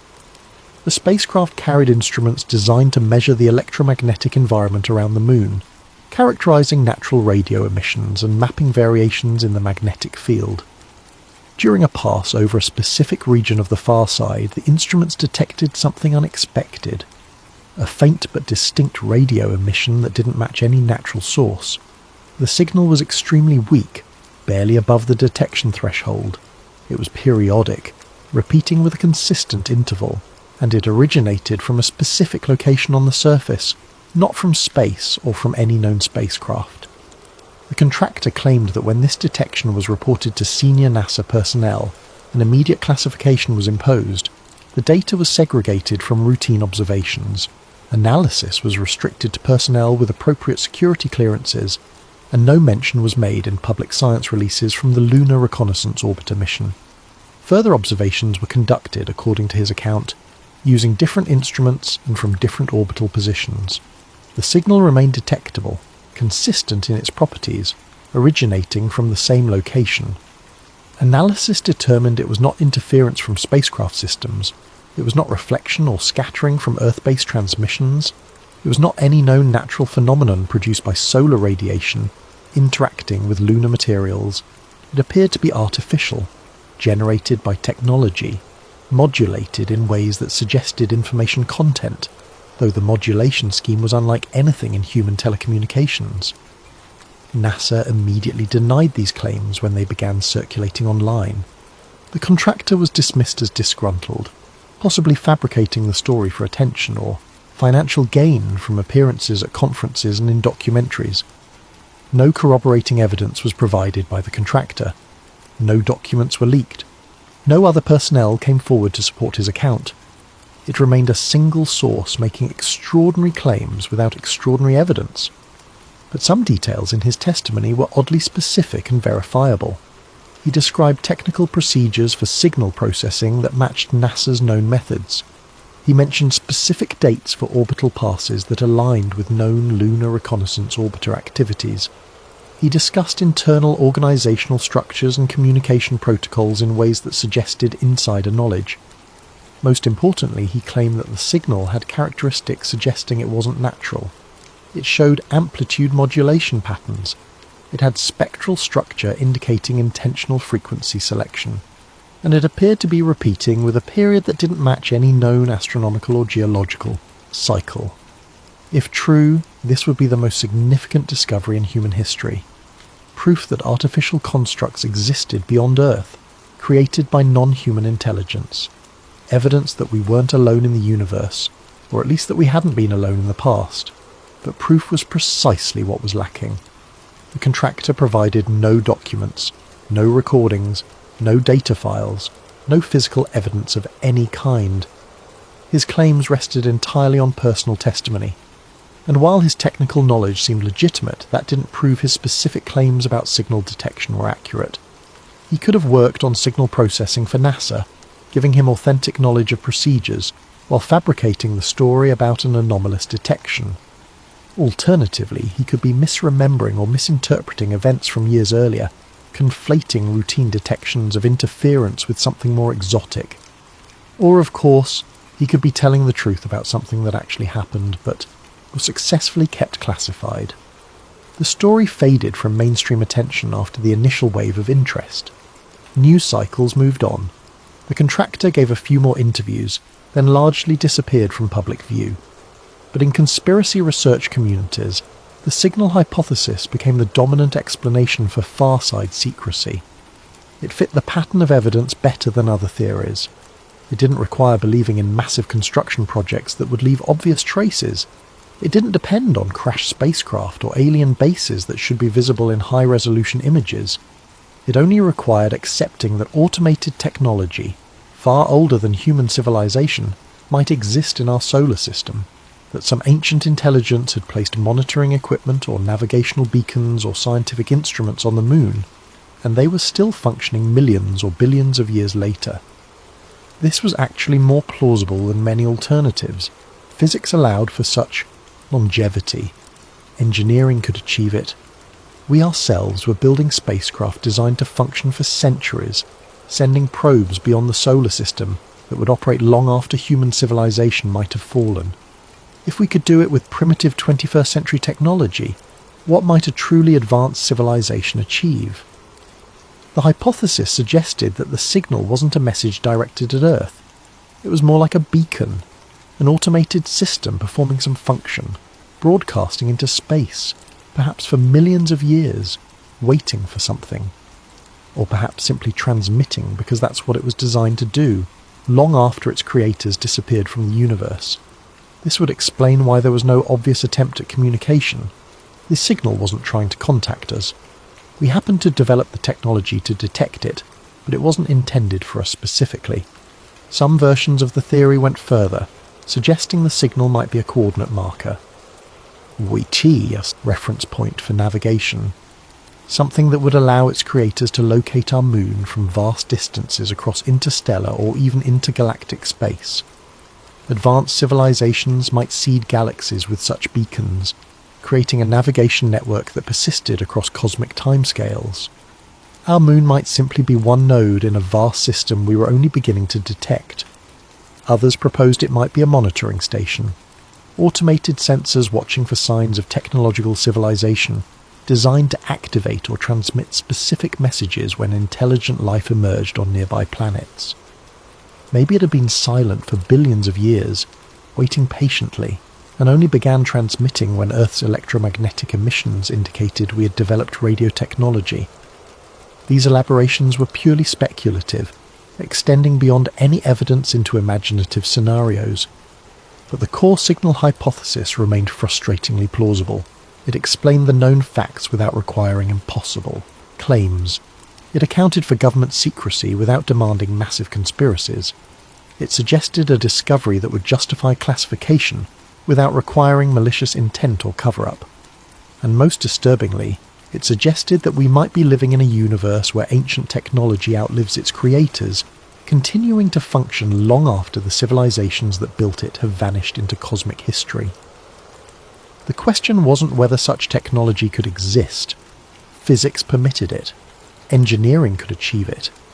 The question was whether it actually did exist on the far side of our moon, and whether the recent race to establish permanent far-side infrastructure was really about astronomy and geological research, or about investigating something that had already been found but wasn't yet understood, something that governments had decided the public wasn't ready to know about, at least not yet. Chapter 10. The Logic of Silence. Let's engage in a thought experiment. Assume, for the sake of argument, that something artificial exists on the far side of the moon, not necessarily a signal broadcasting into space, not necessarily any specific thing, just something that can't be explained through natural geological processes. How would governments respond? The instinctive assumption might be immediate public disclosure. A discovery of that magnitude would be impossible to keep secret, the reasoning goes. Too many people would be involved. Too many nations would have independent confirmation. Someone would leak the information. But that assumption might be wrong, and understanding why requires thinking through the actual decision-making process that would occur. Consider what would happen if multiple space agencies independently detected something artificial on the far side. Each would immediately classify the finding, not because of malicious intent or desire to deceive the public, but because that's standard protocol for significant national security information.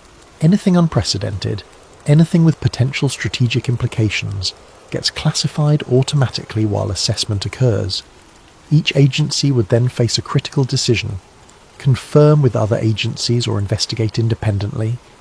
Confirmation would require sharing classified data across international boundaries. It would mean admitting the discovery to geopolitical rivals. It would create immediate pressure for coordinated public disclosure before any single nation fully understood what they'd found. Independent investigation would allow each nation to control the narrative, to develop their own understanding before sharing information. But it would also create a prisoner's dilemma situation. Everyone knows the others probably detected the same thing, but nobody wants to be the first to publicly acknowledge it. Nobody wants to create global panic or disruption before understanding the full implications. The rational choice from each individual nation's perspective becomes coordinated silence. Not through explicit conspiracy or formal agreement, but through parallel decision-making by independent bureaucracies all following the same logic. Don't disclose until you understand. Don't admit what you know until others do. Don't create public upheaval over something you can't fully explain. This would explain several observable patterns in how space agencies have behaved regarding the far side. It would explain why multiple nations are racing to establish far-side infrastructure without clearly articulating why it's suddenly so urgent. They're all trying to get their own assets in position to investigate, without revealing that there's something specific to investigate.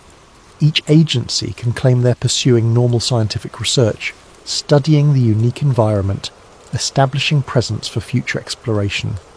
All true statements that don't reveal the underlying motivation. It would explain the muted public response to significant far-side missions like Chang'e 4. If space agencies know there's something genuinely important about the far side, celebrating each mission becomes awkward.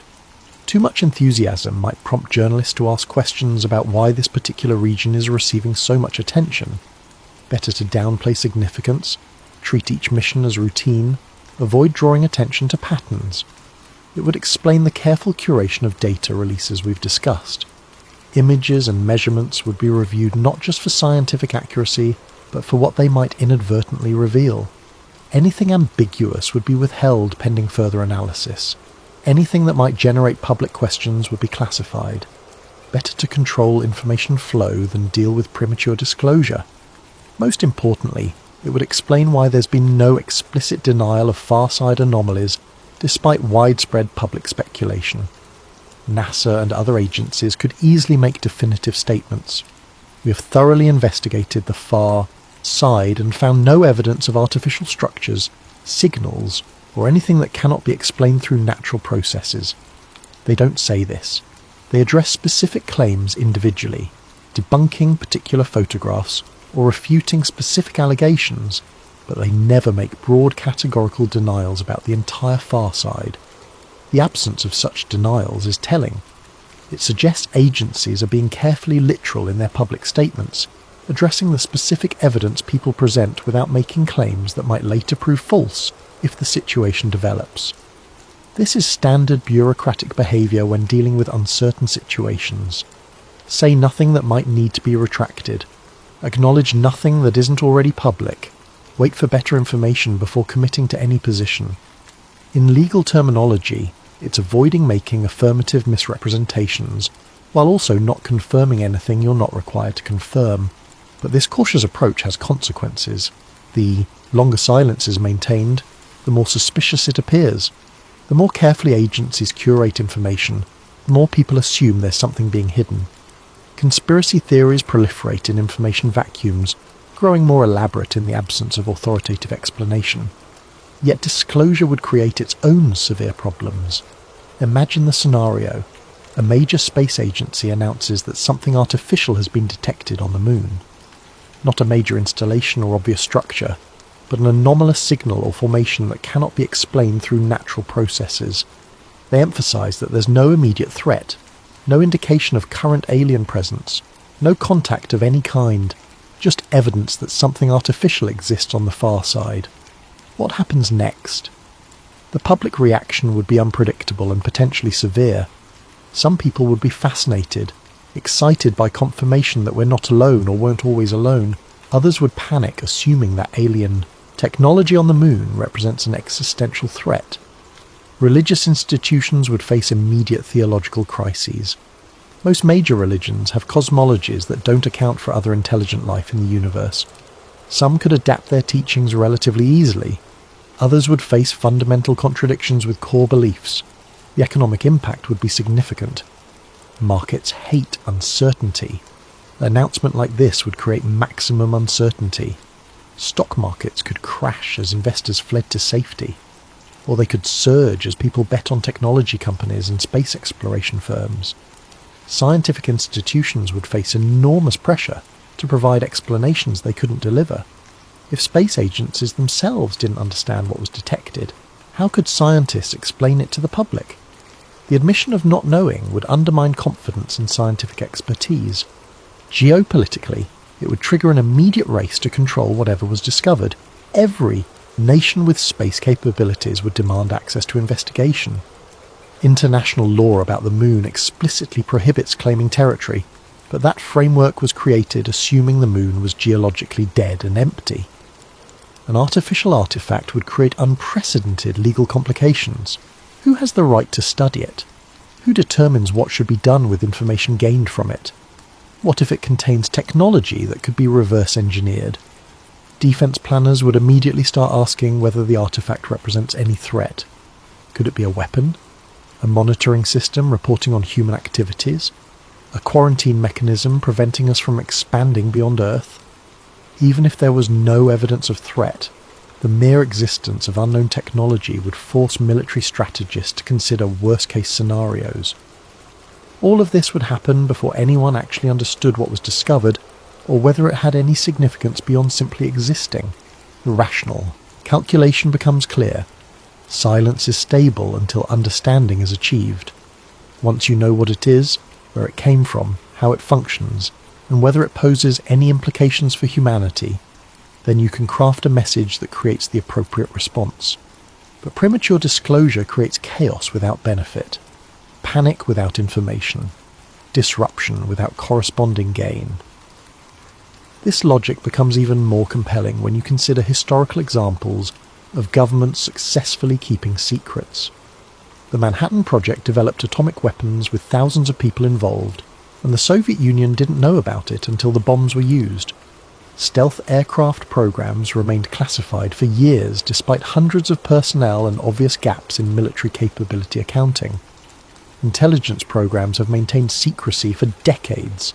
Encryption methods, surveillance capabilities, operational techniques, all kept classified far beyond what seemed possible, not perfectly, not without leaks, but sufficiently to prevent broad public awareness during critical periods. A far-side discovery would have similar motivation for classification. The stakes would be high enough to justify extraordinary secrecy measures. The number of people with direct knowledge could be kept relatively small through compartmentalization, and international coordination, while imperfect, could be achieved through informal channels without formal agreements that might leak. Senior officials from different space agencies meet regularly at international conferences. They establish personal relationships. They understand each other's constraints and capabilities. They can coordinate without creating paper trails or formal treaties. A quiet agreement to maintain silence while investigation proceeds wouldn't require conspiracy. Just mutual recognition that disclosure serves neither nation's interests until more is understood. The result would be exactly what we observe. Widespread, speculation without confirmation, coordinated silence without explicit coordination, and an unexplained urgency about far-side access that doesn't quite match the stated justifications. Whether this scenario is actually occurring remains unknown to those of us outside classified channels, but it represents a plausible explanation for the patterns we've examined. More plausible, perhaps, than assuming the far side is entirely ordinary, yet somehow generating this level of classified interest and international competition.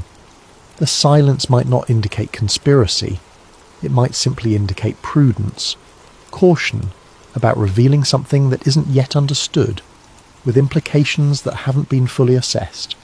If that's the case, the question becomes, how long can silence be maintained? How long before someone leaks concrete evidence?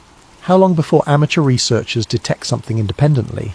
How long before the growing international presence on the far side makes secrecy impossible? And most critically, what will happen when the truth, whatever it is, finally becomes public? Epilogue: the face that watches back.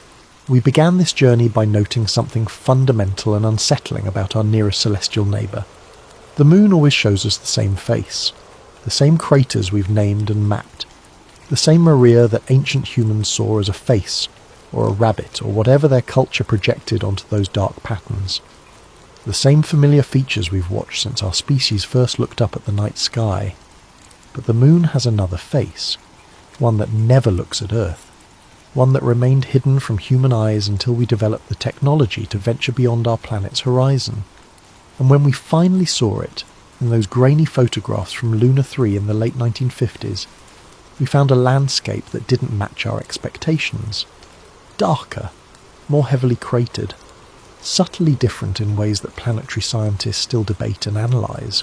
We've explored the history of far-side observation across decades of space exploration.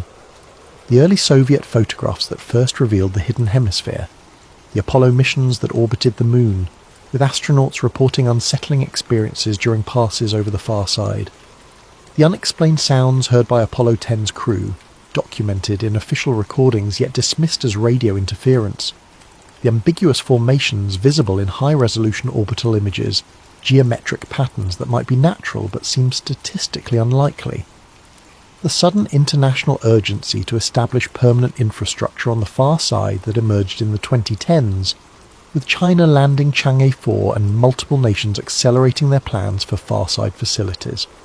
We've examined various explanations for these patterns, natural geological processes that can create apparently artificial features, psychological effects of isolation and unfamiliar environments, pareidolia and pattern recognition, leading us to see organisation in random formations, all scientifically valid, all capable of explaining individual anomalies and observations. But cumulatively, the pattern suggests something more complex than simple misinterpretation or overactive imaginations. The far side represents unique strategic value that we've explored in detail: perfect radio silence for astronomical observations, complete concealment from Earth-based monitoring, an ideal location for sensitive research, communications relay, or surveillance operations. It also represents something more abstract and perhaps more significant: a boundary, a limit to what we can casually observe from our own planet, a region that requires deliberate effort and significant resources to investigate. And in that boundary exists the possibility that something remains undiscovered, not because it's impossible to find or because our technology is inadequate, but because those who found it chose not to disclose it. At least not yet. The signal hypothesis we've examined offers one possible explanation: automated technology, ancient beyond human comprehension, still functioning on the lunar surface, broadcasting, waiting, performing whatever task it was designed to accomplish millions or billions of years ago. But whether that specific hypothesis is accurate matters less than what it represents. It represents the acknowledgement that we might not be the first technological civilization to reach our moon, that the solar system might contain remnants of intelligence that predates humanity by unimaginable spans of time, that discovering such remnants would simultaneously be the most significant finding in human history, and potentially the most carefully guarded secret any government could possess. The far side of the moon remains largely unexplored despite decades of observation. Yes, we have orbital imagery covering every square kilometre.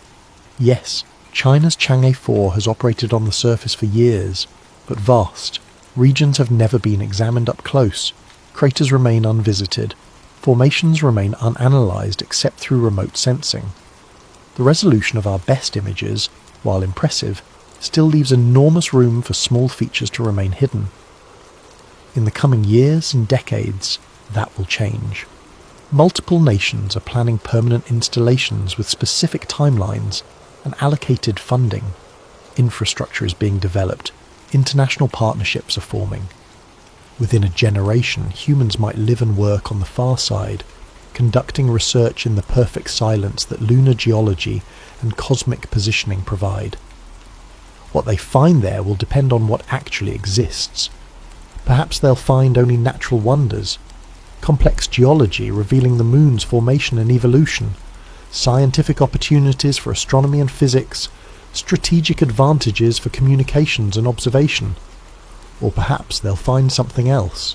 Perhaps they'll find proof that we're not alone in the universe, even if that proof comes not through contact with living beings, but through discovery of our ancient technology still performing its programmed functions long after its creators vanished from existence. Perhaps they'll find that the far side has been waiting, not actively, not consciously, but simply existing in its hidden state, preserved by the accident of orbital mechanics that keeps it forever turned away from Earth. And perhaps, when we finally look closely enough with sufficient resources and determination, we'll understand why those who looked first chose to remain silent about what they saw. Because some discoveries are too significant to announce casually without preparation and context. Some questions are too important to answer before understanding the implications. Some truths require careful consideration before revelation, and some secrets are kept not to deceive the public, but to protect them, to buy time for understanding. To allow assessment before disclosure creates irreversible consequences. The moon has shown us one face for all of human history. We've mapped it, named its features, walked on its surface, planted flags and left equipment and brought back samples. That face is familiar, safe, understood. Part of human consciousness and cultural heritage across every civilization that has watched it wax and wane through monthly cycles. But the other face, the one that never looks at Earth, remains mysterious despite our reconnaissance and our missions and our growing understanding.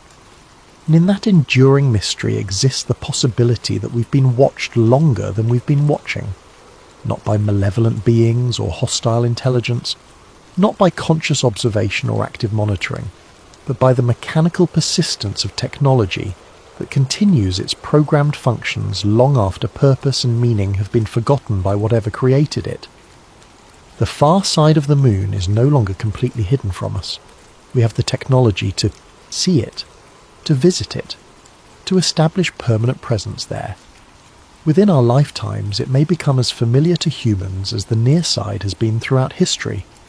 The question is whether we're ready for what we might find, or what might have been there all along, waiting in perfect silence on the side of the moon that never faces home, waiting not for us specifically, but simply waiting, broadcasting or functioning or existing according to ancient programming that predates human civilization. And if we find such technology, if we confirm that something artificial exists on our moon, then every assumption about our place in the universe will require revision. We'll have to accept that Earth wasn't the first world in this solar system to develop intelligence, or that intelligence from beyond visited here long ago and left markers of their presence. We'll have to grapple with the reality that the cosmos is not empty, even if it seems empty in our local region in our particular time. We'll have to understand ourselves as latecomers to a universe that has hosted countless other civilizations across billions of years of cosmic history. And we'll have to confront the sobering possibility that those other civilizations are gone. That intelligence emerges, builds, explores, and then vanishes, leaving only silent artifacts behind. But perhaps that confrontation is exactly what we need. Perhaps understanding our place in the vast sweep of cosmic time will give us perspective on our own civilization's challenges and trajectory. Perhaps discovering we're not the first will help ensure we're not the last. The moon waits above us every night, one face familiar, one face hidden. And on that hidden face something might be waiting too. We'll find out soon enough. The race to the far side has begun, and this time we're not just observing from orbit. This time we're going to stay.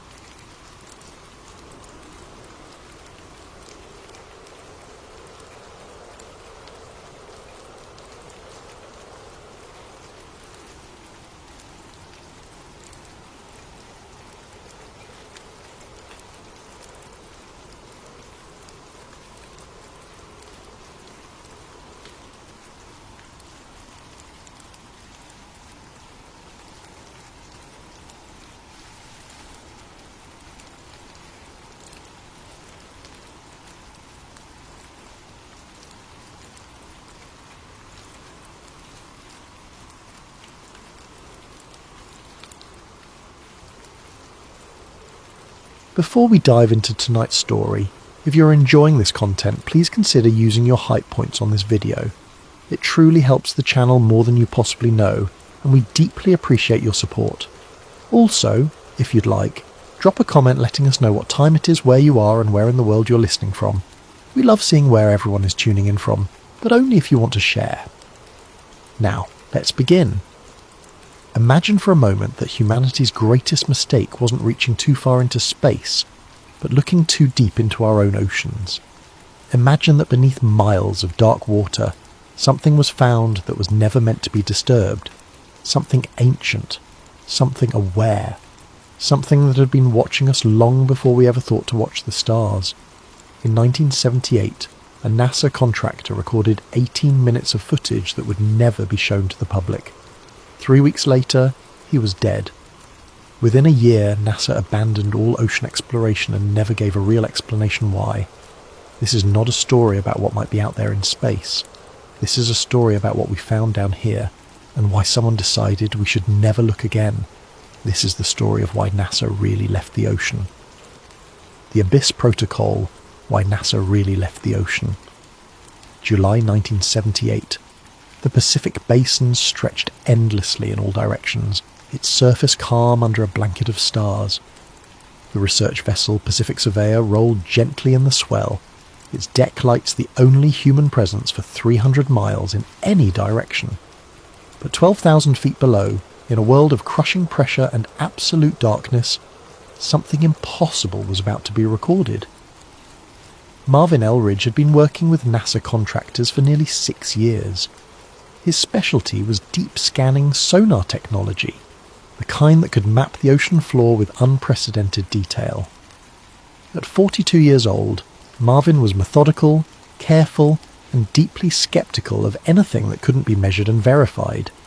He had 2 daughters in college, a mortgage in San Diego, and absolutely no patience for speculation or wild theories. He dealt in data, numbers, provable facts. On this particular night, Marvin was aboard the Pacific Surveyor conducting what should have been routine scans as part of the NOAA and NASA Joint Ocean Floor Imaging Program. The mission parameters were straightforward. Map a 60 square mile section of seafloor, catalogue any geological features of interest, collect core samples if time permitted. Routine, standard, boring even. He had been on deck drinking coffee, looking at the stars and thinking about whether his oldest daughter would actually finish her engineering degree when the sonar operator called him over around 11:30. The young technician's voice had an edge to it that made Marvin put down his coffee cup and head inside immediately. The screen showed something that shouldn't exist at that depth. Right angles, perfect 90-degree geometry. At 12,000 feet below sea level, nature doesn't create right angles. Erosion, pressure and time smooth everything into curves and irregular shapes. Coral builds organically. Lava flows and hardens in chaotic patterns. Rock fractures along stress lines that are never perfectly perpendicular. But there it was on the display, clear as day. A structure. Marvin ordered the submersible to make another pass. The automated system descended slowly, its lights cutting through the darkness in narrow cones that revealed only small sections of the vast emptiness. This time, they picked up something else. Metal reflections. The sonar was bouncing back signatures consistent with manufactured materials. Not rock, not biological matter. Metal, beneath more than 2 miles of ocean water. The technician adjusted the frequency range, trying to get a clearer reading. "Sir, this doesn't make sense. The return signature is too clean. It's like scanning a building, not a geological formation." Marvin watched the screen, his engineering mind trying to find a rational explanation. A sunken ship, maybe. Except ships don't sink in geometric patterns. They don't end up perfectly aligned on the seafloor, and they don't extend for over half a mile in each direction. Then the readings went wild. Something massive was moving beneath the sediment, not swimming through the water above it, moving beneath it, displacing tons of seafloor material as it shifted position. The displacement calculations appeared on the secondary screen, and Marvin felt his mouth go dry. Whatever was moving down there was at least 800 feet long. The mass estimate kept climbing as the computer tried to calculate volume and density. The submersible's cameras captured only darkness and swirling sediment, but the sonar painted a picture of something vast and deliberately hidden. The object was rising, not quickly, but steadily, pushing up through layers of silt that had probably accumulated over thousands of years. "Pull it back," Marvin said quietly. "Bring the sub up. Now." But before the operator could execute the command, every instrument aboard the submersible simultaneously failed. The video feed cut to static. The sonar went dark. The navigation system stopped transmitting. Even the backup systems, designed to function independently, all died at exactly the same instant. The control room fell silent except for the hum of the ship's generators. Marvin stared at the blank screens, his heart pounding. In 6 years of deep ocean work, he had never seen a total system failure like this. Equipment broke down, sensors malfunctioned, but everything at once. That didn't happen by accident. They waited. 3 hours of running emergency protocols, trying to re-establish contact with the submersible, calculating drift patterns, and preparing the backup recovery system. When they finally retrieved the sub just after 3 in the morning, Marvin was the first one to examine it. The exterior showed signs of exposure to an electromagnetic pulse. Scorch marks on the sensor housings. The camera lenses had a strange crystalline pattern etched into them, like they had been exposed to intense magnetic fields. The recording equipment was completely fried, every circuit board melted into useless slag. But Marvin had already seen enough. He had watched the readings in real time. He knew what was down there, even if he couldn't prove it anymore. The official report, filed 2 weeks later, contained exactly 4 words about the incident. Seafloor anomaly, equipment malfunction. Nothing about the geometry, nothing about the metal signatures, nothing about the massive moving object, just equipment malfunction. Marvin read the report 3 times, each time feeling more certain that someone was actively burying what they had found. He had submitted a detailed account. 12 pages of technical observations, sonar readings, equipment analysis, and recommendations for follow-up investigation. All of it reduced to 4 words in the final document. Marvin Elridge wasn't the type to let things go. He started making calls, reaching out to colleagues at other oceanographic institutions, contacting journalists who had covered scientific discoveries before. He was careful about it, or at least he thought he was. He never mentioned aliens or conspiracy theories. He just talked about anomalous readings that deserved further study. He used technical language. He cited data. But someone was listening to those calls. Someone was reading those emails. And someone decided that Marvin Elridge was becoming a problem. 3 weeks after he started making noise, Marvin died in a single car accident on Interstate 5, just north of San Diego. It was a clear Tuesday morning. No rain, no fog, excellent visibility. Traffic was light. According to witnesses, his car had been travelling normally in the right lane when it suddenly accelerated, veered across 3 lanes of traffic, and crashed into the centre divider at over 90 miles per hour. The police report called it mechanical failure. The accident investigation found that his brake lines had corroded through completely. Strange, the investigator noted in his report, because the vehicle had passed a safety inspection just 1 month earlier with no issues noted. Strange too that all 4 brake lines had corroded in exactly the same way, at exactly the same rate, as if someone had deliberately weakened them with chemicals designed to fail after a specific period of time. But those observations stayed in the investigator's notes and never made it into the official conclusion. Mechanical failure, accidental death, case closed. Marvin's wife received his life insurance payout without any problems. His daughters finished college. His name appeared in a few professional journals as a contributor to oceanic research. And then he was forgotten, just another scientist who had devoted his career to expanding human knowledge and died too young in an unfortunate accident. Within a year, NASA quietly ended all deep ocean involvement. No press conference, no explanation. The agency that had spent nearly 2 decades exploring Earth's oceans simply walked away. The public never learned why. But the message to anyone else who might have been thinking about speaking up was crystal clear. Some discoveries are not meant to be shared, but the truth was buried in classified documents, suppressed testimonies, and deleted records. And it begins with a history that most people have completely forgotten. When NASA was founded on July 29, 1958, the agency's charter contained language that would surprise most Americans today. The Space Act, the founding legislation, specifically stated that NASA's purpose included expansion of human knowledge of phenomena in the atmosphere and space, and critically a preservation of the role of the United States as a leader in aeronautical and space science and technology, and in the application thereof to the conduct of peaceful activities within and outside the atmosphere. But there was another clause, often overlooked in modern discussions, that explicitly mentioned oceanic research as part of the agency's environmental studies mandate. This wasn't a secondary mission added later. Ocean exploration was written directly into NASA's founding purpose, right alongside space exploration. The reasoning was sound. If NASA wanted to understand how life might exist on other planets, they needed to study the most extreme environments on Earth, and nothing on Earth compares to the deep ocean. Crushing pressure, no light, extreme cold or extreme heat near thermal vents, toxic chemistry. If life could exist in those conditions, it could theoretically exist anywhere in the solar system. Throughout the early 1960s and into the 1970s, NASA and NOAA worked hand in hand. They weren't just partners on paper. They were running joint missions into some of the deepest and most unexplored regions on the planet.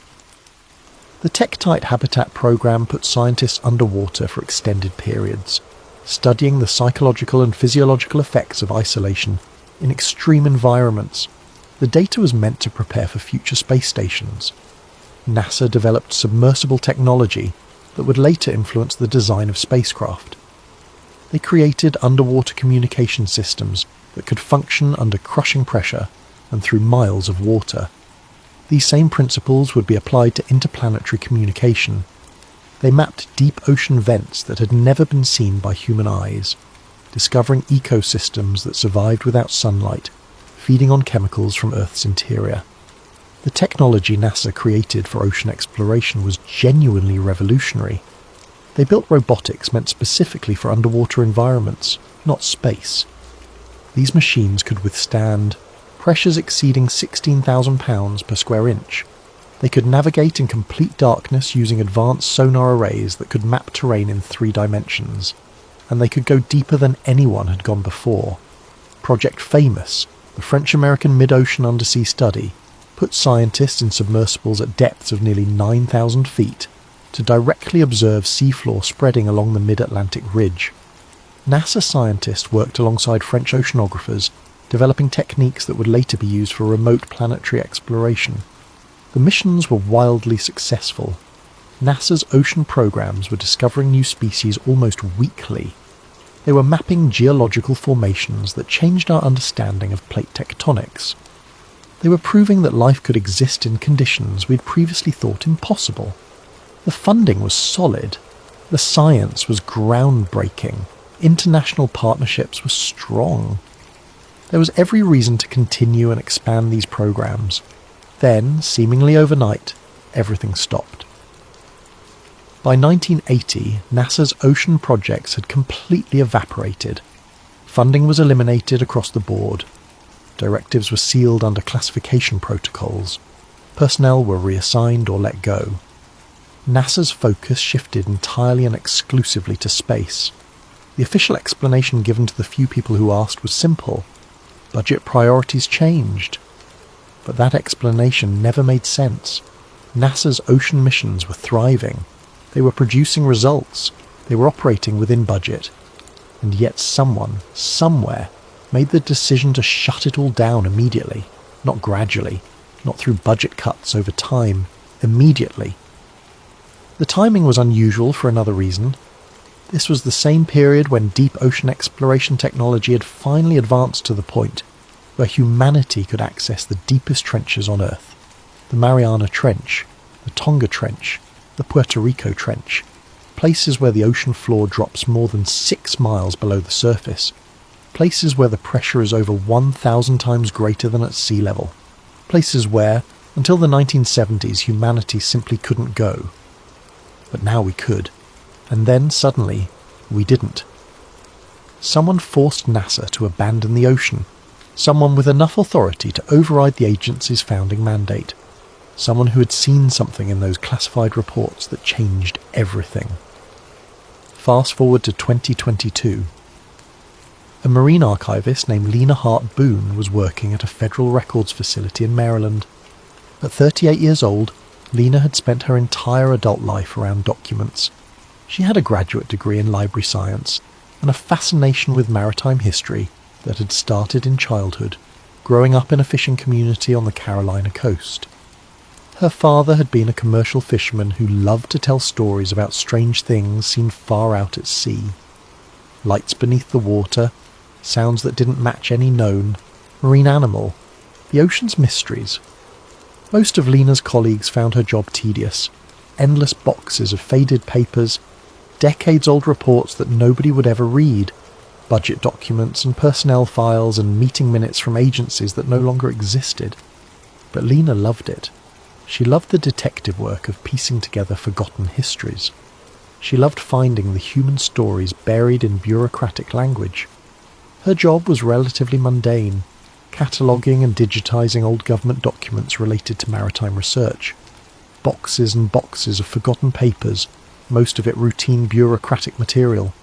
She worked methodical hours in a climate-controlled room with fluorescent lights and no windows. She brought the same lunch every day, a turkey sandwich and an apple, which she ate while reading whatever document she was currently processing. Her co-workers thought she was quiet, maybe a little obsessive about details, but good at her work. Then, on a Thursday afternoon in March, she opened a box that had been misfiled for decades. It contained materials that should have been in NASA's archives, not buried in a maritime storage facility. The box had been labelled NOAA Personnel Records, 1970 to 1980, and was supposed to contain routine employment documents. But the contents didn't match the label. Inside were technical reports, mission logs, and equipment manifests all bearing NASA identification codes. And buried at the bottom, underneath routine paperwork about supply orders and maintenance schedules, was a handwritten logbook that would change Lena's life forever. The log was labelled Deep Dive 7, Tonga Trench, November 1976, Elridge Team. Lena recognised the name immediately. Marvin Elridge. Over the years, she had come across his name in footnotes and passing references while cataloguing other ocean exploration documents. He had died in a car accident in 1978. Some of the documents she'd seen suggested he had been trying to report unusual findings before his death, but the details were always vague, and most sources dismissed him as someone who had become obsessed with unlikely theories. She set her half-eaten sandwich aside and opened the logbook with the careful reverence she reserved for potentially significant documents. The entries were technical at first. depth readings in precise measurements, sonar configurations with frequency ranges and pulse intervals, equipment checks listing every system by designation number, standard operational material written in the shorthand of someone who had filled out these forms hundreds of times. Depth, 11,100 feet. Water temperature, 34 degrees. Sonar functioning at optimal parameters. Beginning survey grid Alpha 7. But as the dive progressed deeper, the tone changed. Marvin's handwriting became less neat, more hurried. The observations more urgent. The technical language gave way to something more immediate, more human. Metallic echo returns at depth 11,200 feet. Configuration suggests manufactured origin. No known geological explanation. Cross-referencing known shipwrecks in region. Negative for all matches. Requesting second pass for confirmation. Second pass complete. Returns identical. Adding thermal imaging. Thermal signature inconsistent with surrounding seafloor. Object retaining heat at depth, where ambient temperature should be stable. No volcanic activity in this region according to all geological surveys. Unidentifiable vibrations detected. Frequency suggests machinery, not seismic activity. Rhythm is too regular. Pattern repeats every 47 seconds. Equipment functioning normally. All diagnostics green. Readings are accurate. Then came an entry that Lena read 3 times. Her sandwich forgotten, her coffee growing cold beside her. Movement detected beneath sediment layer. Displacement calculations suggest object of immense size. Initial estimate, 800 feet length, possibly larger. Depth of burial suggests object has been here for considerable time, yet movement indicates active state. Too massive and too fast to be biological. Repeat, movement characteristics are too massive and too coordinated to be biological in nature. The next entry was written in a different pen, suggesting Marvin had taken a break and then returned to write what happened next. Emergency protocols initiated. Object began rising towards submersible, not swimming, rising straight up through sediment layers as if pushing through. Debris cloud massive, pressure wave detected by hull sensors, auto ascent engaged at 11:43, sub under extreme stress, hull integrity at 78%. Lost all sensor contact with object at depth 10,000 feet during emergency ascent. All systems experienced simultaneous failure. Electromagnetic pulse consistent with deliberate countermeasure, not natural phenomenon. Recording equipment destroyed. Visual contact impossible due to sediment cloud. Submersible recovered with extensive electromagnetic damage to all electronic components. Then came the final entry, written in block letters, pressed so hard into the page that the pen had nearly torn through the paper. We're not alone down here, and they are listening.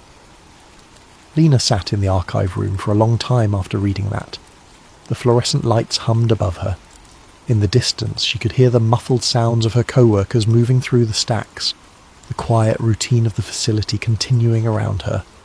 But she felt as if something fundamental had shifted. She should have filed the logbook according to protocol and moved on. That was the procedure. Catalogue the material, note any irregularities in a report for her supervisor, and process the next box. But something about this felt too real, too urgent, too deliberately hidden. The handwriting was steady except where urgency had made it rushed. The technical language was precise.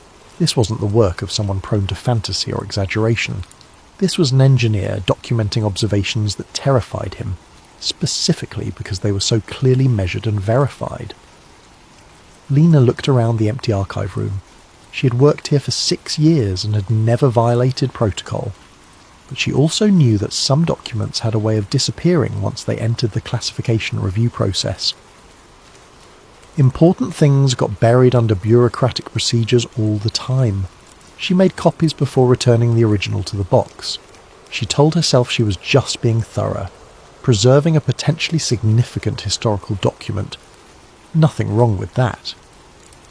But her hands were shaking slightly as the copier hummed, and she kept glancing toward the door, half expecting someone to walk in and ask what she was doing. Over the next few weeks, Lena began digging deeper. She found a memorandum dated March 1979, stamped with the highest classification markings she had ever seen in maritime archives. The memo was partially redacted, but certain elements were still visible. It was signed by Robert Ballard, the famous deep-sea explorer who would later discover the wreck of the Titanic. It was also signed by Robert Frosch, who was NASA administrator at the time. And there was a third signature line, but the name had been completely blacked out. Not just redacted with a thin line, but covered with heavy black marker, as if someone had been particularly determined to ensure that name never became public. The visible portion of the memo stated, "All oceanic anomaly investigations are to be transferred to a separate classification unit effective immediately. Standard scientific protocols are suspended for designated coordinates pending Department of Defense review." Lena searched every database she had access to. She found no record of NASA ever establishing such a classification unit, at least not publicly. Whatever they had found in the deep ocean, it had been transferred to something beyond normal oversight, something that answered to the military, not civilian science agencies. She needed more information. She needed proof that this wasn't just the paranoid ramblings of one contractor who had seen something he couldn't explain. She needed evidence that the pattern was bigger. She found it in the Navy archives. Through careful requests and legitimate research credentials, Lena gained access to partially declassified Navy sonar logs from the 1970s. These were routine submarine patrol reports that had been sitting in storage for decades. Most of it was exactly what you'd expect. Position reports, depth readings, contact tracking of other vessels. But scattered throughout the logs were entries that stood out, references to unidentified submerged objects that appeared on sonar and then vanished, reports of sudden accelerations that were physically impossible for any known submarine technology, acoustic shadows that resembled large structural masses but appeared in locations where no structures should exist, and the locations matched: the Tonga Trench, the Puerto Rico Trench, the Mariana Trench, the three deepest places on Earth, the same places where NASA had been conducting their most advanced deep ocean exploration right before they were ordered to stop. The Navy reports used careful language. They never said alien or unknown intelligence. They said things like anomalous contact and unidentified acoustic phenomenon. But the pattern was clear. Something was down there. Multiple Navy vessels had detected it over the course of years, and someone had decided that civilian scientists needed to stop looking. Lena knew she needed to talk to someone who had been there, someone who had worked on NASA's ocean programs, and might be willing to talk about what really happened. She found Harlan Vick living in a retirement community in Florida, in a modest apartment that overlooked a small artificial lake. He had worked as a propulsion engineer for NASA from 1964 until his retirement in 1991. His work had focused on developing systems that could function in extreme environments, both space and ocean. His personnel file, which Lena had accessed through legitimate research channels, showed commendations for innovative solutions to pressure vessel design and deep water propulsion systems. When Lena called him and explained what she had found, there was a long silence on the other end of the line. She could hear him breathing, could almost feel him deciding whether to hang up or engage. Then Harlan said something that made her book a flight to Florida the next day. "I was wondering when someone would finally start asking the right questions. I'm 83 years old. I don't have much time left to worry about classification agreements I signed 40 years ago." They met at a small cafe near his retirement community 3 days later. It was a quiet place, mostly empty in the mid-afternoon between lunch and dinner rushes. Harlan was waiting for her at a corner booth, a lean man with age spots on his hands and sharp, intelligent eyes behind wire-rimmed glasses. He wore a faded NASA polo shirt that had probably been sitting in his closet since the 90s. He ordered coffee and spent a moment organising his thoughts before speaking, his engineer's mind clearly arranging the information in logical sequence. NASA's interest in the oceans was never really about marine biology or geology, he began, his voice quiet but steady. Those were byproducts. Benefits of the research, certainly, but not the primary goal. What we were really doing was searching for analogue environments, places on Earth that resembled conditions we might find on other planets or moons. The deep ocean has no light. crushing pressure that can exceed 16,000 pounds per square inch, extreme cold except near thermal vents where temperatures can exceed 700 degrees, toxic chemistry, acidic conditions. It's as close to an alien world as you can get without leaving Earth. Lena nodded. This was consistent with what she had read in the public-facing mission statements from that era. Europa, Jupiter's moon, has an ocean beneath miles of ice. Enceladus, one of Saturn's moons, has geysers erupting from an underground ocean. If we wanted to understand how to explore those worlds, how to design equipment that could survive those conditions, how to search for life in those environments, we needed to start here, in our own ocean. Harlan took a sip of coffee, his hands steady despite his age. But the deeper we went, he continued, his voice dropping even lower, the more we encountered things that didn't fit any model we had. Sonar reading that showed geometric precision, where only irregular geology should exist. Electromagnetic disturbances with no natural source. Acoustic signatures that suggested machinery operating at depths, where pressure should make any mechanical system impossible, using any technology we understood. What kind of structures? Lena asked, leaning forward. Harlan glanced around the cafe, even though no one was sitting close enough to overhear. The gesture seemed automatic, a reflex from decades of security consciousness. The first one was found in 1974, February if I remember correctly, a sonar mapping mission in the Puerto Rico Trench, the deepest point in the Atlantic Ocean. They were using a new high-resolution side-scan sonar array, something we had just developed. The resolution was unprecedented for that time. They picked up what looked like a perfectly circular formation at the bottom, 20 miles in diameter. Perfectly circular. They did multiple passes over 3 days. Same result every time. The resolution wasn't good enough to see fine details, but the shape was unmistakable. Nature doesn't make circles that precise, especially not that large. Why wasn't this announced? Lena asked, though she already suspected the answer. Because of what happened next, Harlan said, his eyes distant, remembering. When they sent a submersible down to investigate 2 weeks later, the formation was gone. Not buried under a recent sediment flow, not obscured by a debris field from some underwater landslide. Gone. The seafloor in that location was smooth and undisturbed, as if nothing had ever been there. But we had sonar images from just 14 days earlier showing it clear as day. Multiple passes, multiple confirmation scans, then nothing. Lena felt a chill despite the warm Florida afternoon streaming through the cafe windows. The only explanation that made sense was that it had moved. But the implications of that, of something that large moving deliberately and then concealing itself, were too disturbing to put in a report. So the official conclusion was equipment malfunction, a glitch in the new sonar system. Never mind that the same system worked perfectly before and after that mission. The second incident was in 1976 in the Tonga Trench. That's the one Marvin Elridge was part of. You've seen his logbook, so you know what they found. Metal signatures and right-angle construction at a depth of over 35,000 feet. When they tried to investigate, all their equipment failed simultaneously. Not broke down over time. Not showed signs of degrading performance. Failed. All at once.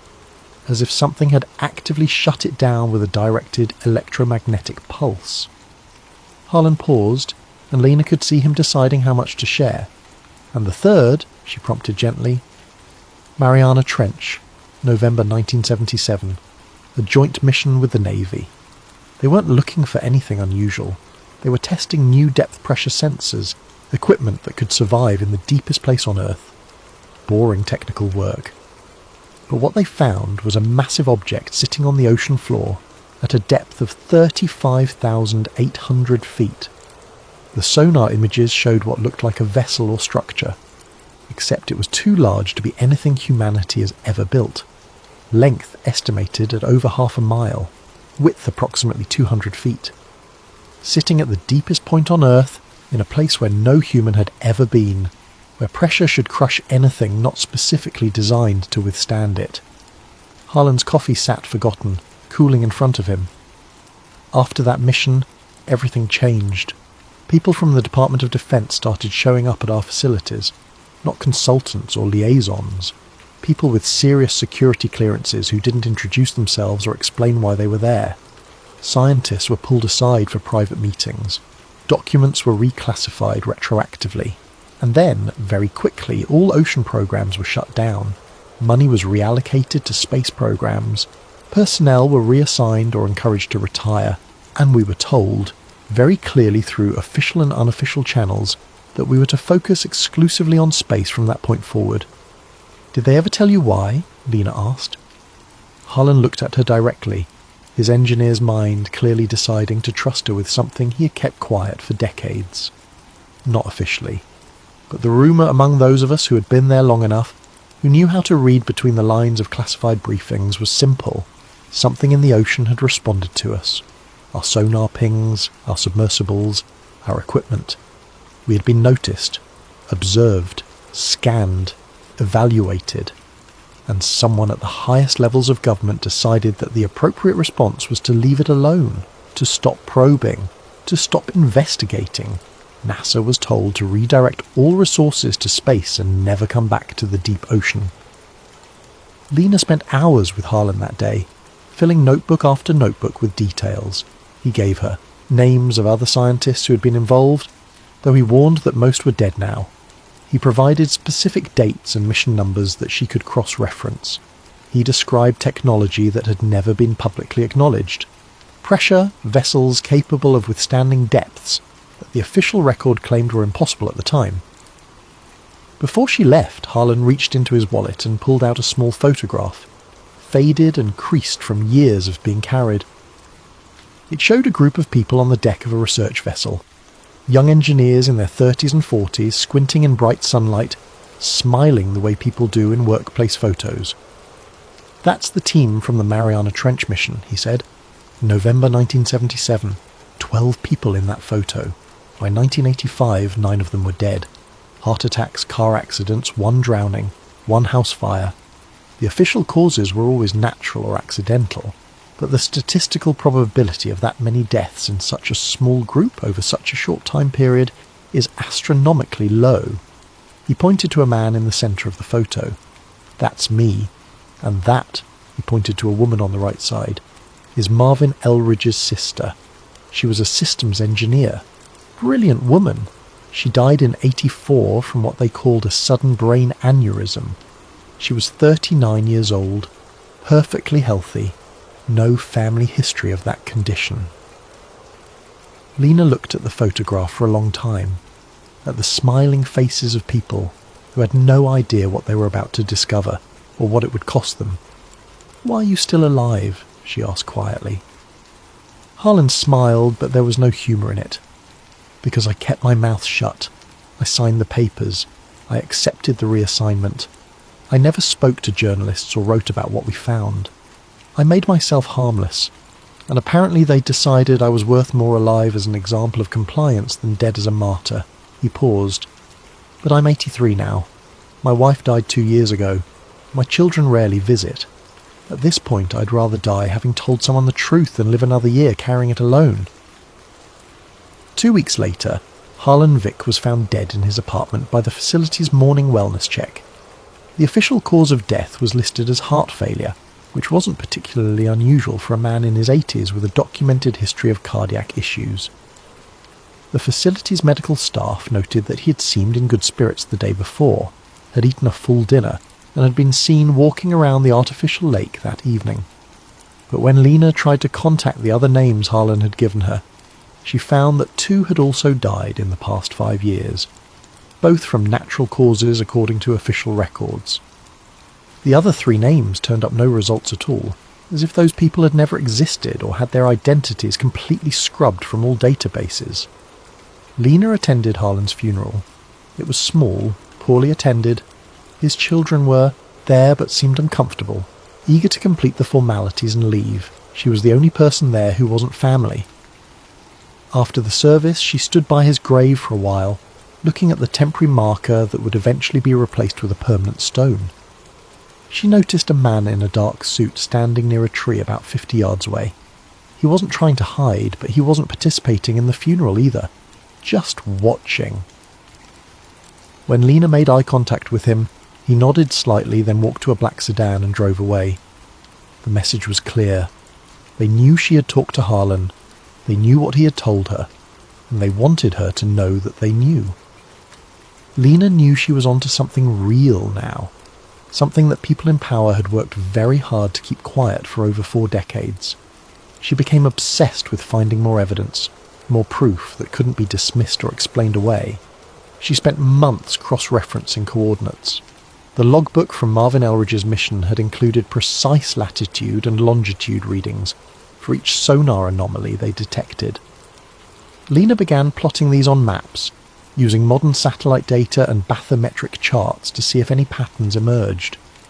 What she found was extraordinary. The anomalies weren't random. They formed a geometric lattice pattern stretching across huge sections of the Pacific Ocean floor.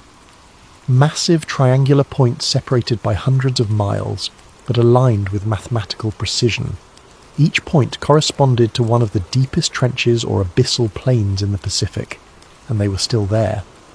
Modern sonar data, when examined carefully, showed the same unexplained signatures.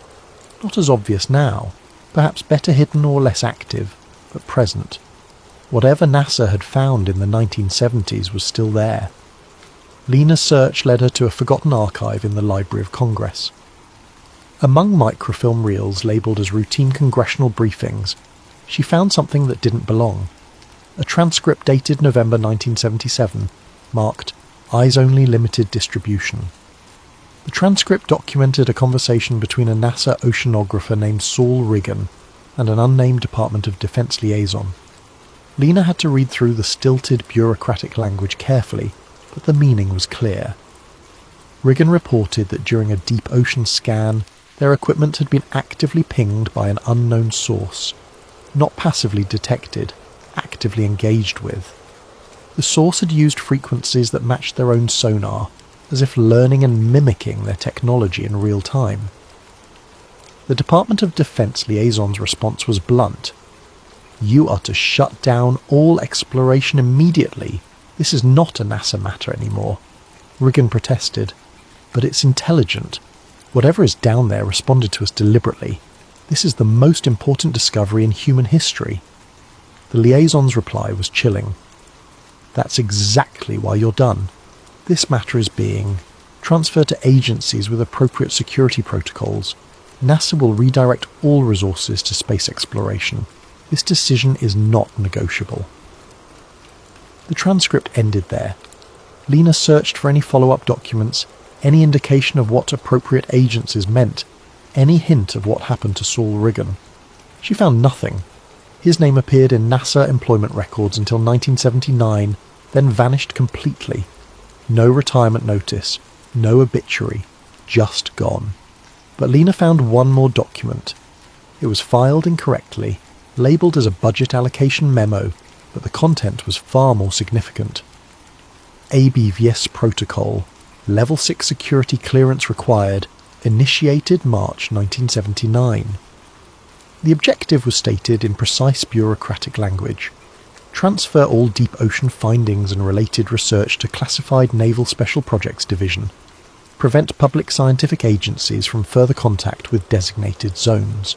Redirect NASA resources exclusively to space exploration programs. And then the reason, in a single paragraph that had been partially redacted but was still readable. Containment of non-human submerged intelligence structures to prevent unauthorized contact and potential security breach. Lena read that paragraph 10 times. Non-human submerged intelligence structures, not alien spacecraft, not ancient ruins. Intelligence structures currently active and requiring containment. Something alive, or at least functional, beneath the ocean. NASA didn't choose to abandon the ocean. They were ordered to. They were forced into space to avoid something that had been discovered in the deep. Something that someone in power had decided humanity wasn't ready to know about. Lena understood now why Marvin Elridge had died. Why Harlan Vick had waited so long to speak. Why every scientist involved had either gone silent or disappeared. This wasn't just classified information. This was something that powerful people wanted to remain buried deeper than the trenches themselves. She should have stopped there. She should have published what she had found and let others take the risk of digging deeper. But Lena couldn't let it go. She needed to see more. She needed proof that couldn't be denied. That's when she started noticing the surveillance. It began subtly. A car parked across the street from her apartment for hours at a time. Engine off, windows tinted. The same vehicle appeared outside the archive where she worked. When she drove to meetings or interviews, the car was always 3 or 4 vehicles behind her in traffic. Her personal computer began acting strangely. Files would be in different folders than where she had left them. Her internet search history would be wiped clean each morning, even though she hadn't cleared it. Her backup drives disappeared from her apartment while she was at work, despite the door being locked and showing no signs of forced entry. Someone was watching her. Someone knew what she was researching, and they wanted her to know that they knew. A former NOAA technician reached out to her through an encrypted email service 2 months after Harlan's death. The message was brief. I have something you need to see, something they didn't collect. Come alone. Tell no one. It included a date, time, and location. A parking garage in Baltimore at midnight. Every instinct told Lena this was dangerous. Meeting a stranger at midnight with something classified was exactly the kind of thing that ended badly in stories like this. But she'd gone too far to stop now. She drove to Baltimore, parked on a different level than specified, and walked down the concrete stairs to the designated meeting spot. The technician was waiting near a support pillar, a man in his 70s wearing a windbreaker and a baseball cap. He looked nervous, his eyes constantly scanning the garage. He didn't give his name, didn't shake her hand, didn't waste time with pleasantries. I worked with Marvin Elridge in 1976 and 77, he said quietly. I was the one who processed the film reels from the submersibles.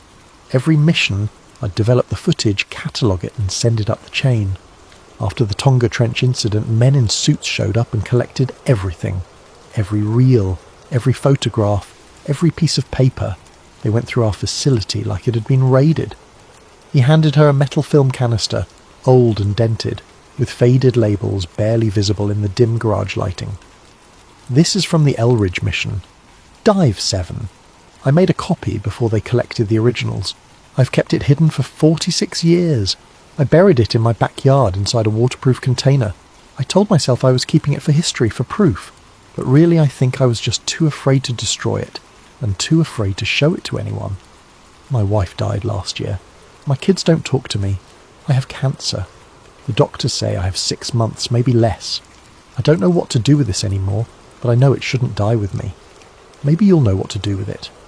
He turned to leave, then stopped and looked back at her. They killed him, you know. Marvin. It wasn't an accident. He called me 3 days before he died. Said people were following him.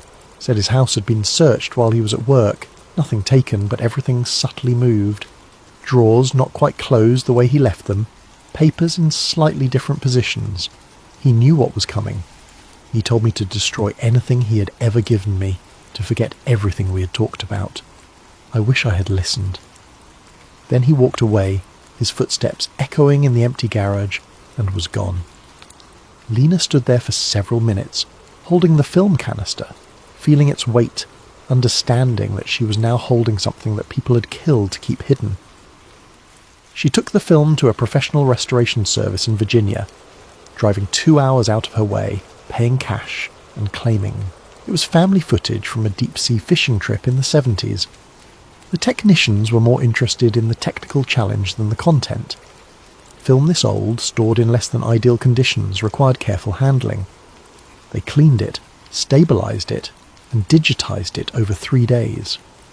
When Lena finally watched the restored footage on her laptop in a motel room, sitting in the dark with headphones on, she understood why this had been classified, why people had died, why an entire federal agency had been redirected away from the ocean. The video showed the view from a submersible's external camera, the timestamp in the corner marking it as November 17th, 1976 at 22:43 hours. Depth reading, 11,280 feet. At first, there was only darkness, and the occasional particle drifting past the lens caught in the submersible's powerful lights. The view swayed gently as the craft moved through the water. Then the lights illuminated something that made Lena pause the video, rewind, and watch again to confirm she wasn't seeing things. A massive curved surface, clearly metallic, extending beyond the reach of the lights in all directions. The texture was smooth, but not perfectly so. There were patterns etched or moulded into the surface, geometric designs too regular to be corrosion or damage. They looked deliberate, designed. The material itself had a strange quality to it, reflecting the lights in a way that seemed almost to absorb them, creating a darkness that was deeper than the surrounding water. The submersible moved along the surface, and the camera captured more details. What appeared to be seams where different sections met, too precise to be natural geological features. Structures that might have been protrusions, sensors, or ports of some kind. Curved indentations that could have been anything from decorative elements to functional openings. And then something that looked unmistakably like a window. A circular opening, about 15 feet in diameter, filled with what might have been transparent material, though it was impossible to tell in the murky water and dim light. The surface around it had additional geometric patterns, as if marking it as significant. The submersible's lights focused on the window, and Lena watched this section frame by frame, advancing through the video one image at a time. For 3 frames, barely a tenth of a second of real time, something appeared in the reflection of the glass or whatever material filled that circular opening. A shape. Definitely a shape. Not a trick of light or a distortion from the water. Something inside the structure, moving past the window. The resolution wasn't good enough to make out details. It could have been machinery. It could have been something else. But it was there, visible, real, captured on film. Then the lights failed. The video feed dissolved into static, but the recording continued, the timestamp still, advancing. The audio kept running, and Lena had to increase the volume to hear what came next. A low-frequency tone, deep and resonant, felt more than heard even through laptop speakers. Not the sound of machinery or water pressure or any mechanical system she recognized. The frequency was around 20 hertz, right at the edge of human hearing, kind of deep bass that you feel in your chest more than hear with your ears. But what made Lena's skin crawl was the pattern. The tone rose and fell in a sequence that repeated. Not random, not mechanical. It had rhythm, it had structure. It sounded almost like language, like something trying to communicate using sound in a frequency range that would travel through water effectively. She played it back multiple times, recording the audio on her phone, analysing the waveform. The pattern repeated every 11 seconds. Each repetition was identical in structure, but varied slightly in amplitude, as if the source was adjusting, testing, learning how to modulate the signal. Then, abruptly, it stopped. The audio went silent except for the quiet hiss of the recording equipment. The video timestamp showed the camera had recorded for another 18 minutes after the lights failed, but that entire section was corrupted or erased, showing only digital artifacts and noise. The footage ended. Lena sat in the dark motel room, her hands shaking slightly.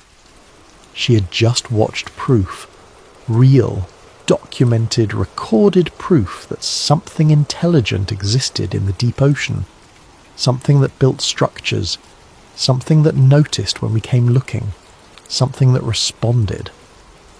Lena tried to contact the technician who had given her the film. His phone number was disconnected. The email address bounced back as non-existent. She drove to the address he had mentioned working from decades ago, but found only an abandoned building. He had vanished, just like everyone else who got too close to the truth. Lena knew she was running out of time. The surveillance was getting more obvious, almost as if whoever was watching wanted her to know they were closing in. She made copies of everything she'd found and distributed them to trusted colleagues, with instructions to release the information if anything happened to her. Then she did something risky. She used the coordinates from the classified documents to search for current military activity in those ocean regions. What she found was surprising. There were naval installations positioned near each of the major anomaly sites, not scientific research stations, military bases, some of them appearing on maps, others only visible through careful cross-referencing of shipping routes and no-fly zones. One installation in particular caught her attention, a naval facility near Pearl Harbor with unusual security protocols. Shipping manifests showed regular transport of materials to and from the facility, but the cargo descriptions were always vague. Research materials, equipment, components, classified payload. Lena travelled to Hawaii on a Tuesday morning in late August. She rented a car under her own name, stayed in a chain hotel and tried to appear like any other tourist. But she spent her days carefully observing the naval facility from various vantage points, using hiking trails and public beaches that offered distant views of the installation. The security was extraordinary. Multiple perimeter fences, each one taller than the last, guard towers with visible security personnel, sensor arrays that covered every approach, motion detectors, cameras, lights powerful enough to turn night into day. She watched security patrols follow precise patterns, vehicles checking the perimeter every 40 minutes like clockwork. But what interested her most was the shipping activity. Large trucks arrived multiple times per day, always with military police escorts. The containers they carried were standard military issue, but several had markings she could make out through her long lens camera. Abyss, non-terrestrial materials, level 6 clearance required, non-terrestrial materials. The same classification code from the 1979 protocol document. The same code that appeared in the classified memos she'd copied. They were still actively engaged with whatever had been found in the deep ocean. This wasn't ancient history being studied in some forgotten warehouse. This was ongoing, current, active. Lena spent 3 days photographing the facility, documenting the security procedures, noting the arrival and departure patterns. She was careful never to stay in one location too long, never to appear too interested, never to do anything that might flag her as surveillance. But on the third evening, as she sat in her rental car at a scenic overlook several miles from the facility, she noticed a black SUV parked 3 spaces down from her. It had been there when she arrived 30 minutes earlier, and it hadn't moved. The windows were tinted, but she could see the faint silhouette of someone inside. She started her car and drove back toward her hotel. The SUV followed, maintaining a consistent distance of 3 or 4 vehicles behind her, not trying to hide, making sure she knew they were there. Lena's heart rate increased, but she forced herself to drive normally. She pulled into a shopping centre, parked, and went into a grocery store. The SUV parked at the far end of the lot. When she came out 15 minutes later with a bag containing items she didn't need, the SUV was still there. The message was clear. We see you. We know what you're looking for, and we want you to know that we know. That night, Lena sat in her hotel room with all the documents, photos and recordings she had collected spread across the bed. She had enough. Documents proving NASA's sudden withdrawal from ocean exploration. Testimony from scientists who had been there. Film footage showing an underwater structure that couldn't be natural. Photographs of current military operations at coordinates matching the original anomaly sites. She began organising everything into a comprehensive report. She wrote through the night, knowing that once she released this information, there would be no going back. Her life would change irrevocably. She might face legal consequences. She might face worse. But the truth deserved to be known. Whatever was in the ocean, humanity had a right to know about it. Scientists had died trying to bring this information to light. Their deaths shouldn't be meaningless. At 3 a.m, she called a colleague she trusted, another archivist named Thomas Brennan who had worked with her for years, a man who understood the importance of preserving historical truth. The call went to voicemail. Lena's voice was steady but urgent. "Thomas, it's Lena. I need you to listen carefully. NASA left the ocean in 1979 because they found something. Not ancient ruins, not crashed spacecraft. Something alive, something intelligent, living in structures beneath miles of water in the deepest trenches on Earth. They've been there longer than human civilization, probably longer than humans have existed at all. In 1976 and 77, multiple deep ocean missions encountered these structures. Every time we came close, every time we tried to investigate, the equipment failed, but not randomly, deliberately. These things, whatever they are, they responded to us. They noticed us.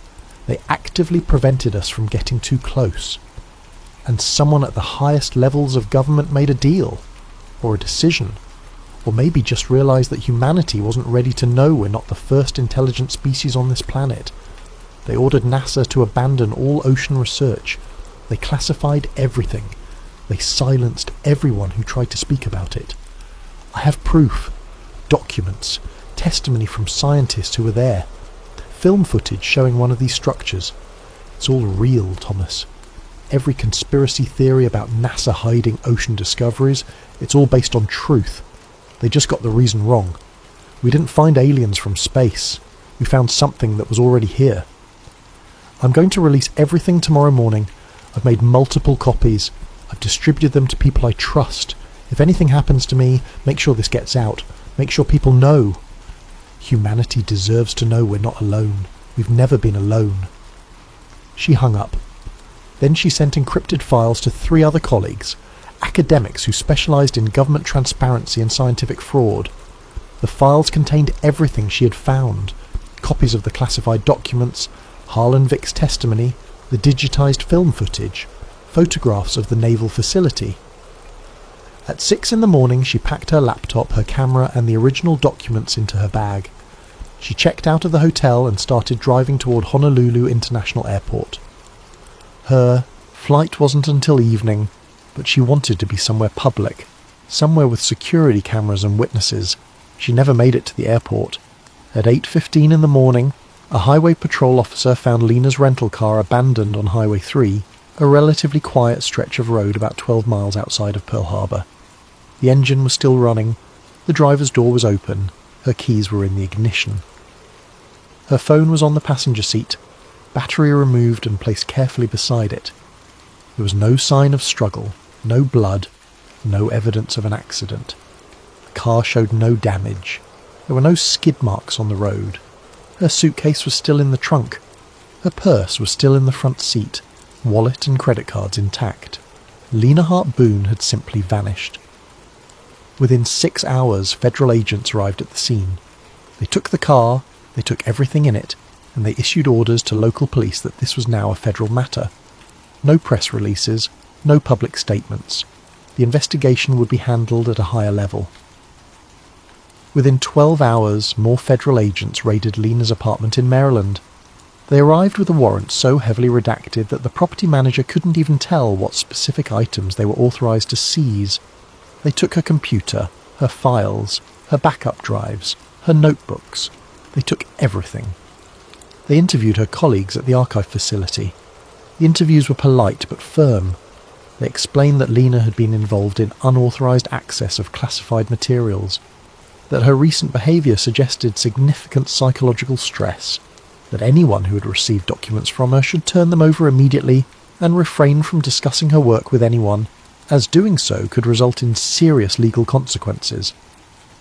The official statement from authorities was brief and carefully worded. Lena Hart Boone had been reported missing. Her vehicle had been found abandoned in Hawaii. There was no evidence of foul play. Given her recent behaviour and the stress she had been under, authorities believed she may have wandered away from her vehicle in a state of confusion or distress. Search efforts were underway. The public was asked to contact authorities if they had any information. No mention of classified documents. No mention of NASA or ocean exploration. No mention of what she'd been researching. Just a troubled woman who had disappeared, probably due to mental health issues. Nothing more to see here. Thomas Brennan received the voicemail that evening when he woke up for his night shift at the archive facility. He listened to it 3 times, his blood chilling more with each repetition. He immediately checked his encrypted email and found the files Lena had sent him. Everything she had mentioned. All the proof. For 2 days he debated what to do. Then 2 federal agents appeared at his home. They were polite, professional. They explained that Lena had been suffering from a mental health crisis, that she'd been accessing classified materials without authorization, that any documents she had shared were the product of her deteriorating mental state and should not be taken seriously. They asked if she'd sent him anything, if she'd shared her theories with him, if he had any of her documents. Thomas lied. He said no. He said Lena had seemed stressed lately but hadn't shared any specifics of her work. He said he was worried about her and hoped she would be found safely.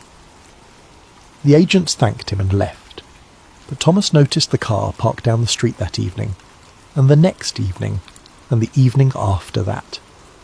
He deleted the encrypted files without looking at them again. He erased Lena's voicemail. He told himself he was being smart, not cowardly, that he had a family to think about, that getting himself killed or disappeared wouldn't honour Lena's sacrifice. The other colleagues Lena had sent files to made similar choices. The risks were too great. The evidence could be dismissed as forgery. The penalties for possessing classified materials were severe. One by one, they deleted the files or turned them over to authorities. Within a week, it was as if Lena's entire investigation had never existed. But 1 week after her disappearance, on a Thursday at 2:17 in the morning, a single document appeared on an anonymous forum dedicated to government conspiracies and unexplained phenomena. The forum had existed for years, a place where people shared theories about everything, from UFOs to assassinations to hidden technologies. Most of it was speculation and wishful thinking. This post was different. It was uploaded from an untraceable account that had been created minutes before the post appeared. The routing data, analysed later by forum administrators and independent researchers, showed the post had bounced through 17 different countries, using VPN services and proxy servers to obscure its origin. Whoever posted it understood digital security in a way that suggested either professional training or serious paranoia. The post contained a comprehensive summary of everything Lena had discovered: the 1976 and 77 ocean missions, the classified documents showing NASA's sudden withdrawal, the testimony from deceased scientists, the description of structures found in the deepest trenches, the geometric lattice pattern connecting the anomaly sites across the Pacific, and it included a scanned page from what appeared to be a classified government memorandum, marked with security classifications that verified it as authentic to anyone who understood government document formatting. The memo was dated March 1979 and included partial text from what was clearly the Abyss Protocol. The post read, "We didn't stop exploring the ocean because we couldn't. We stopped because we were told not to disturb what's down there. They've been watching us for as long as we've been watching the stars. The Abyss Protocol isn't about preventing contact. It's about managing a relationship that began long before NASA was even founded. Someone made an agreement. We stay in the atmosphere and space. They stay in the deep ocean. As long as neither side violates the boundary, we coexist. But if we go back down there, if we start probing again with modern technology, the agreement ends, and nobody in power wants to know what happens then." The post was live for exactly 5 minutes. In that time, 47 people viewed it. 12 took screenshots. 3 downloaded the attached document. Then it was gone, deleted. The account that posted it vanished from the server logs as if it had never existed. The forum's administrators received an official government order within an hour, demanding they surrender all server logs, IP addresses, and any cached versions of the deleted content. The order came with specific federal statute citations and a warning that failure to comply would result in the forum being shut down and its operators facing criminal charges. The administrators complied. They turned over everything they had.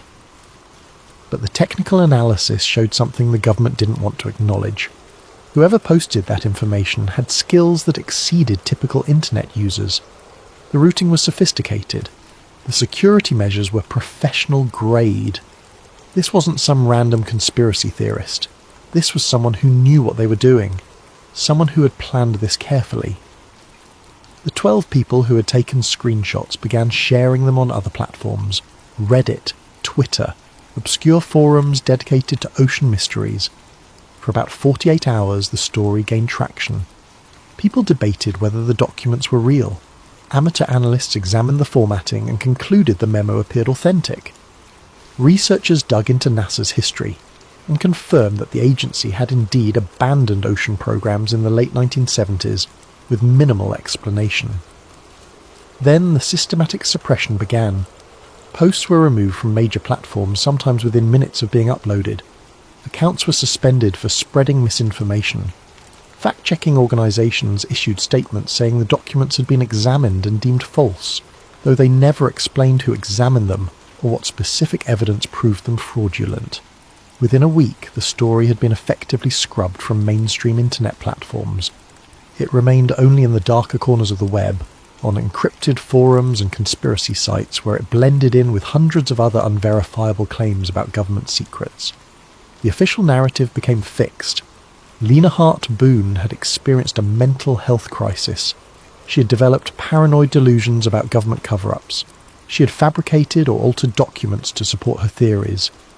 Her disappearance was tragic, but likely the result of her deteriorating mental state. The documents she supposedly found were either forgeries or legitimate materials taken wildly out of context. Researchers who looked into the story found nothing solid to grasp. Lena's disappearance was real and documented, but the content of her research was impossible to verify. The documents she supposedly found had vanished. The people she interviewed were dead or refused to speak. The footage no longer existed in any archive, public or private. Even the forum post couldn't be verified since the original had been deleted, and the screenshots could have been fabricated. For a few weeks, the story circulated among communities interested in government conspiracies and hidden knowledge. Then it faded, replaced by newer theories and more recent mysteries. Lena Hart Boone became another name on a long list of people who claimed to have found something significant, and then disappeared. Another unsolved mystery. Another story that couldn't be proven or disproven.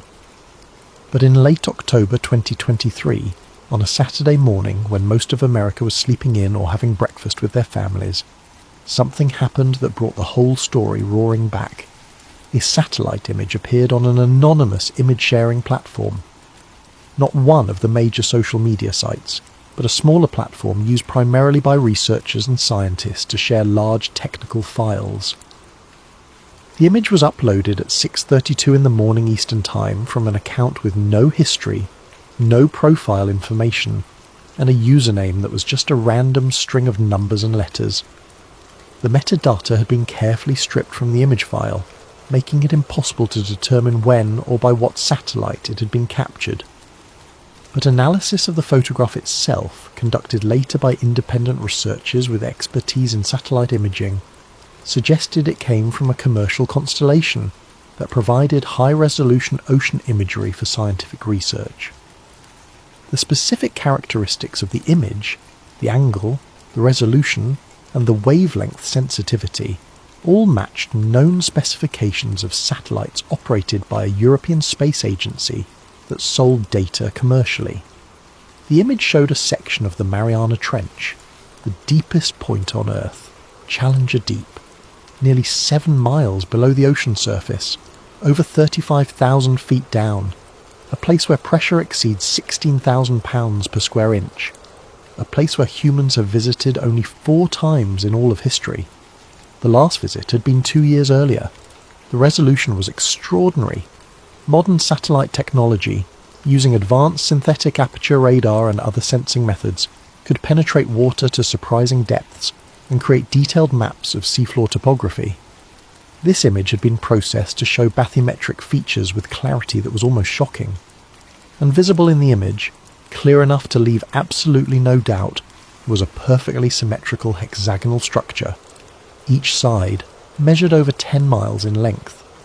The formation was slightly elevated from the surrounding seafloor, rising about 800 feet above the base level, as if it were sitting on the surface rather than being part of the natural geological formation.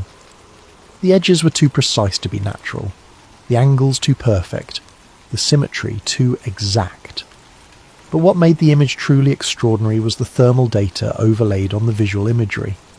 The satellite had infrared capability, and someone had processed the data to show temperature variations across the scanned area. The structure was glowing. not with visible light, but with heat. At a depth where the ambient temperature should be just above freezing, barely 2 degrees Celsius, this structure was radiating warmth. The thermal signature showed temperatures ranging from 15 to 20 degrees Celsius, significantly above ambient. The pattern wasn't uniform either. There were areas of higher temperature, suggesting internal heat sources or power generation. The heat radiated outward in a way that suggested active systems, not passive geological warming from volcanic activity. And at the centre of the hexagon, there appeared to be an opening, a dark space where both the visual and thermal signatures dropped significantly, as if something was channeling that energy inward or allowing access to whatever was below. The opening was roughly circular, about 2 miles in diameter, and perfectly centred within the hexagonal structure.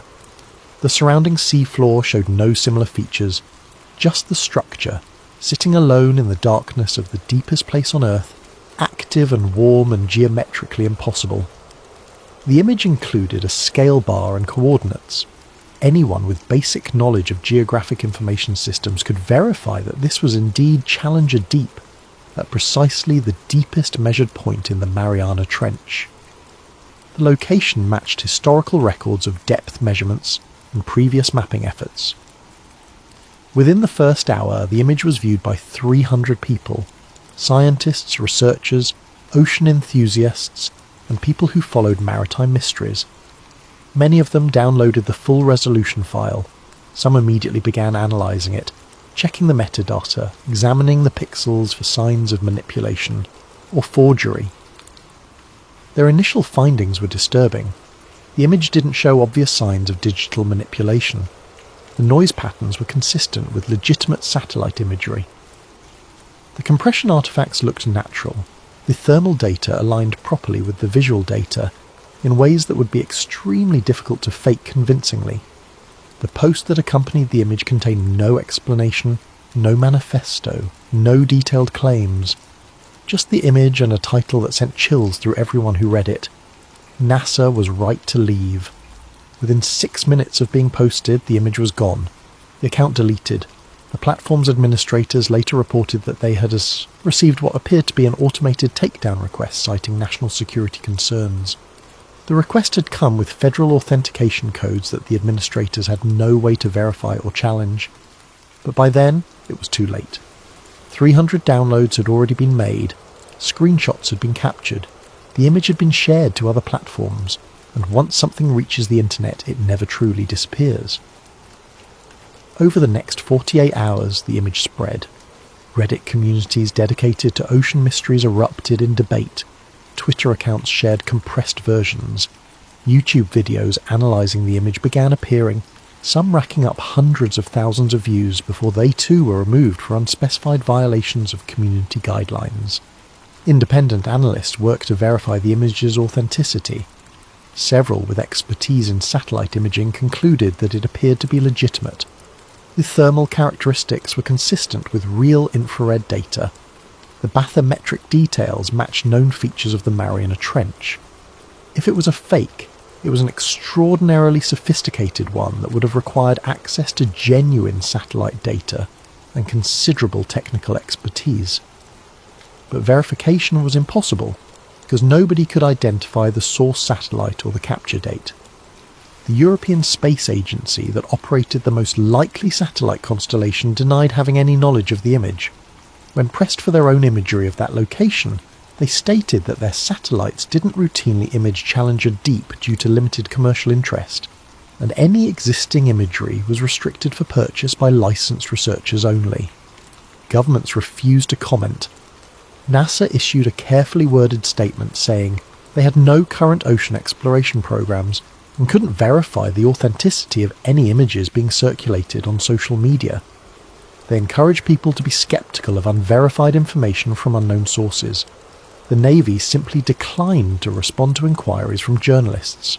The National Oceanic and Atmospheric Administration released a statement explaining that seafloor features could sometimes appear geometric due to natural geological processes, and that thermal anomalies near trenches were often caused by volcanic activity or unique pressure conditions.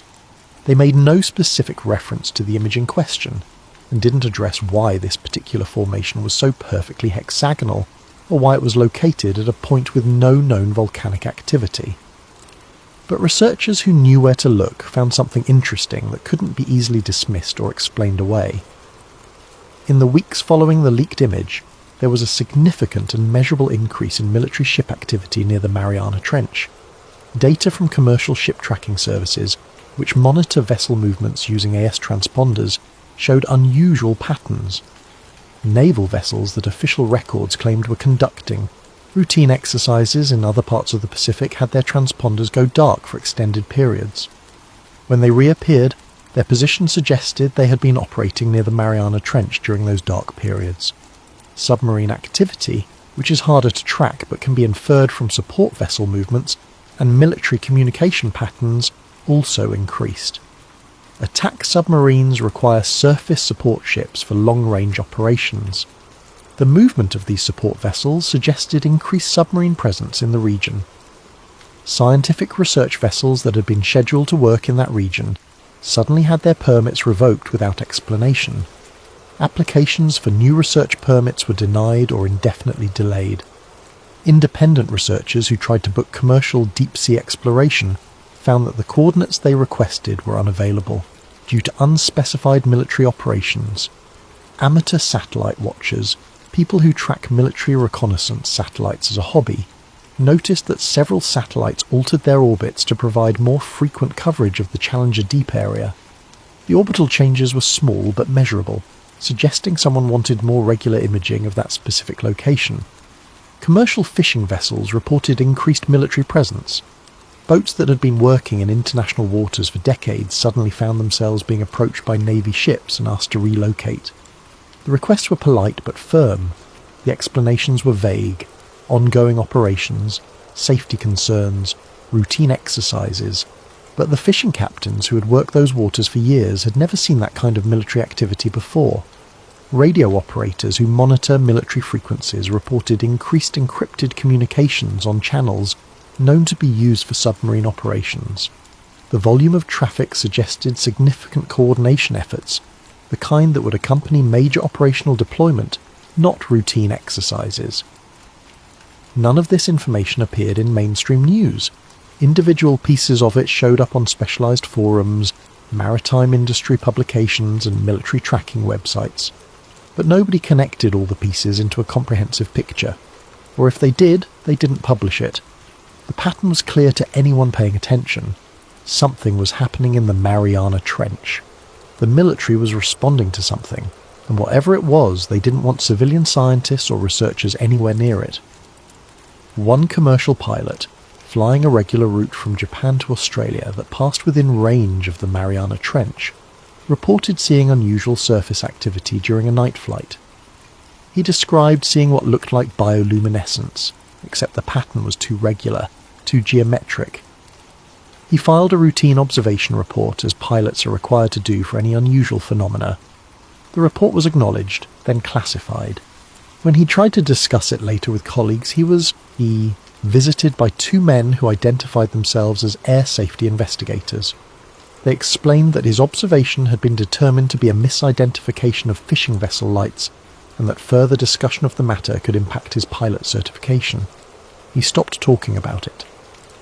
A marine biologist conducting independent research on deep-sea species, using a small autonomous underwater vehicle she had built herself, submitted a request to operate near the Challenger Deep. Her request was denied. When she asked for an explanation, she was told that military operations were ongoing in the region, and all civilian research activities were temporarily suspended for safety reasons. When she asked when the suspension would be lifted, she was told that information was not available. 6 months later, the suspension was still in effect. Something was happening in the deep ocean, something that required a military presence, something that someone in power didn't want civilian scientists, researchers, or the general public getting close to. And it was happening at the exact location where a satellite image had shown an impossible structure. The Abyss Protocol, it seemed, was still very much in effect, and whatever agreement or decision had been made in 1979 was being actively enforced in 2023. The Abyss Protocol, it seemed, was still very much in effect. Today, if you search for information about NASA's ocean exploration programs from the 1970s, you'll find basic historical facts. The partnership with NOAA, the development of deep ocean technology, the successful missions that mapped volcanic vents and discovered new species, straightforward, unremarkable history. But you won't find anything about why it ended so abruptly. You won't find details about the anomalies that were reported.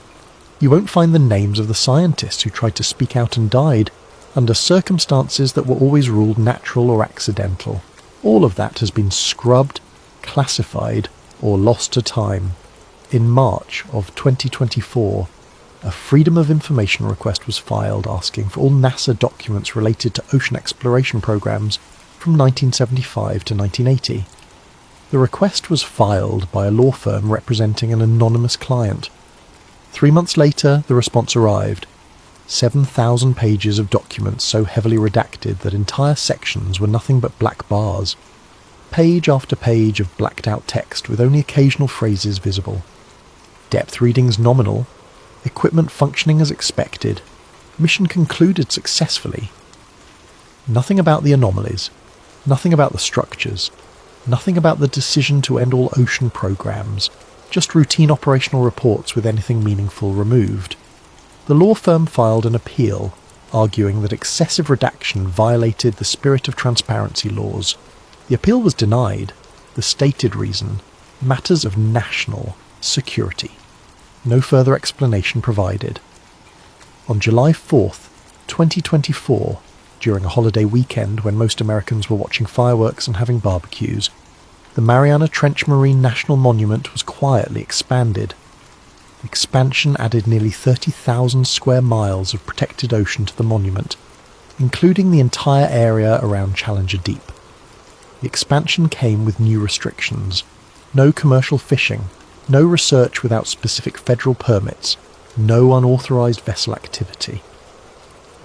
The announcement was buried in a routine Department of the Interior press release that mentioned several unrelated administrative actions. No press conference, no statements from the White House, just a few paragraphs in a document that most news organizations never bothered to read. The restrictions were immediate and strictly enforced. The Coast Guard began regular patrols of the expanded monument area. Any vessel entering without proper authorization was intercepted and escorted out.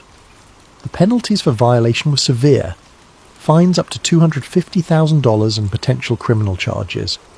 When environmental groups asked about the sudden expansion and increased restrictions, they were told it was part of ongoing efforts to protect unique deep-sea ecosystems from disturbance. When marine researchers applied for permits to study the newly protected areas, their applications were either denied or delayed indefinitely pending unspecified security reviews. The message was clear: the deepest parts of the Mariana Trench were now effectively off-limits to everyone, except those with the highest security clearances. In November 2024, a research paper was published in an obscure marine biology journal. The paper, written by a team of Japanese scientists, described acoustic anomalies detected near several deep ocean trenches between 2020 and 2022. The anomalies consisted of low-frequency sounds that didn't match any known biological or geological sources. The frequencies suggested possible mechanical origins. The patterns suggested possible intelligence. The paper was peer-reviewed and published. It remained available for exactly 9 days. Then it was retracted. The journal issued a statement saying the data had been found to contain errors, and the conclusions were not supported by the evidence. The authors protested, claiming their data was sound, and the retraction was unjustified. Their protests were ignored. Copies of the paper exist in academic archives and can still be found by determined researchers, but its retraction means it can't be cited in other scientific work, effectively erasing it from legitimate scientific discourse. The ocean covers more than 70% of Earth's surface. The average depth is over 2 miles. More than 80% has never been mapped in detail. We have better topographic maps of Mars than we do of our own seafloor. The technology exists to change that. Autonomous underwater vehicles, advanced sonar arrays, satellite bathymetry, deep-sea submersibles that can withstand pressures in the deepest trenches. We could map the entire ocean floor if we chose to. We could explore every trench, every abyssal plain, every underwater mountain range. The cost would be substantial, but not prohibitive. Less than what we spend on space exploration in a single year. The scientific value would be immense. New species, new geological knowledge, better understanding of ocean currents and climate systems, potential resources. But we don't do it. Year after year, the deep ocean remains largely unexplored. Research funding goes to space programs instead. Mars rovers and Jupiter probes and telescopes looking at distant galaxies. We search for life on other planets while leaving most of our own planet unexplored. The official explanations make sense on the surface. The ocean is difficult to explore. The pressure is crushing. The darkness is absolute. The equipment required is expensive and specialized. Space captures public imagination in ways the ocean doesn't. Funding decisions are complex and based on multiple factors. All of that is true. But it doesn't explain the classified documents. It doesn't explain why scientists who asked too many questions ended up dead. It doesn't explain why certain coordinates are now off limits to civilian research. It doesn't explain the Abyss Protocol. There are places on Earth where humans are not permitted to go. Military installations, nuclear facilities, government research centres. We accept these restrictions as necessary for security. We understand that some things need to be kept secret for legitimate reasons. But the deep ocean isn't a military base or a nuclear facility. It's a natural part of our planet. It was here billions of years before humans existed. Restricting access to it, controlling who can explore it, hiding what's been found there. These actions suggest something more than routine security concerns. They suggest something was discovered that changed the fundamental understanding of who we are and whether we're alone. Something that people in power decided we're not ready to know. Something that has been kept secret for 50 years through classification, suppression, and when necessary, elimination of anyone who came too close to the truth. Marvin Eldridge died in 1978. Harlan Vick died in 2022. Lena Hart Boone disappeared in 2023. These are just the names we know. How many others were silenced? How many scientists, researchers, technicians, and engineers took secrets to their graves? How many chose silence over the risk of speaking out? The Abyss Protocol wasn't about preventing contact with something unknown. It was about managing information, controlling what humanity knows about its own planet, maintaining a narrative that humans are the only intelligent species on Earth, even in the face of evidence to the contrary. Someone, somewhere, made the decision that this secret was worth keeping, that whatever exists in the deep ocean should remain there, undisturbed and unknown, that NASA should explore space instead, that the public should believe we stopped exploring the oceans simply because space was more interesting. And for 50 years that decision has held. Through changes in presidential administrations, through shifts in public opinion, through advances in technology that would make discovery easier, the secret has been maintained. Documents remain classified, witnesses remain silent or dead, research remains restricted. The satellite image from 2023 showed something that should not exist in nature, a hexagonal structure over 60 miles in perimeter, sitting at the deepest point on Earth, radiating heat, with an opening at its centre. It existed for 6 minutes on the internet before being scrubbed. But those who saw it remember. The structure is still there. The thermal signature hasn't changed. Military vessels continue to patrol the area. Permits continue to be denied. And somewhere in classified facilities, people monitor those depths, watching for changes, for activity, for signs that whatever agreement or understanding exists might be breaking down. The ocean keeps its secrets well, and in the crushing darkness of the deepest trenches, at pressures that would instantly kill any human, beneath miles of water where no light has ever reached, something exists. Something with geometric precision. Something that radiates heat. Something that noticed when we came looking in the 1970s and responded by shutting down our equipment. Something that may have been here long before humans walked the earth. Something that built structures in the deep ocean for purposes we can't begin to understand. Something that someone in power encountered and then decided humanity was better off not knowing about. NASA didn't choose space over ocean. They were pushed into space, ordered to look up instead of down, told to search for life on distant planets while ignoring the evidence of non-human intelligence right here on Earth. The choice was made, the protocol was established, and for 50 years it has been enforced with classification protocols, funding redirection, permit restrictions, and when necessary, permanent silence. The truth is down there, in the Mariana Trench, in the Puerto Rico Trench, in the Tonga Trench, in the deepest, darkest, most inaccessible places on our planet, waiting, watching, existing, and we have been told to leave it alone. Perhaps that was the right decision. Perhaps there are discoveries that humanity isn't ready for. Perhaps there are truths that would fundamentally break our understanding of the world in ways we couldn't recover from.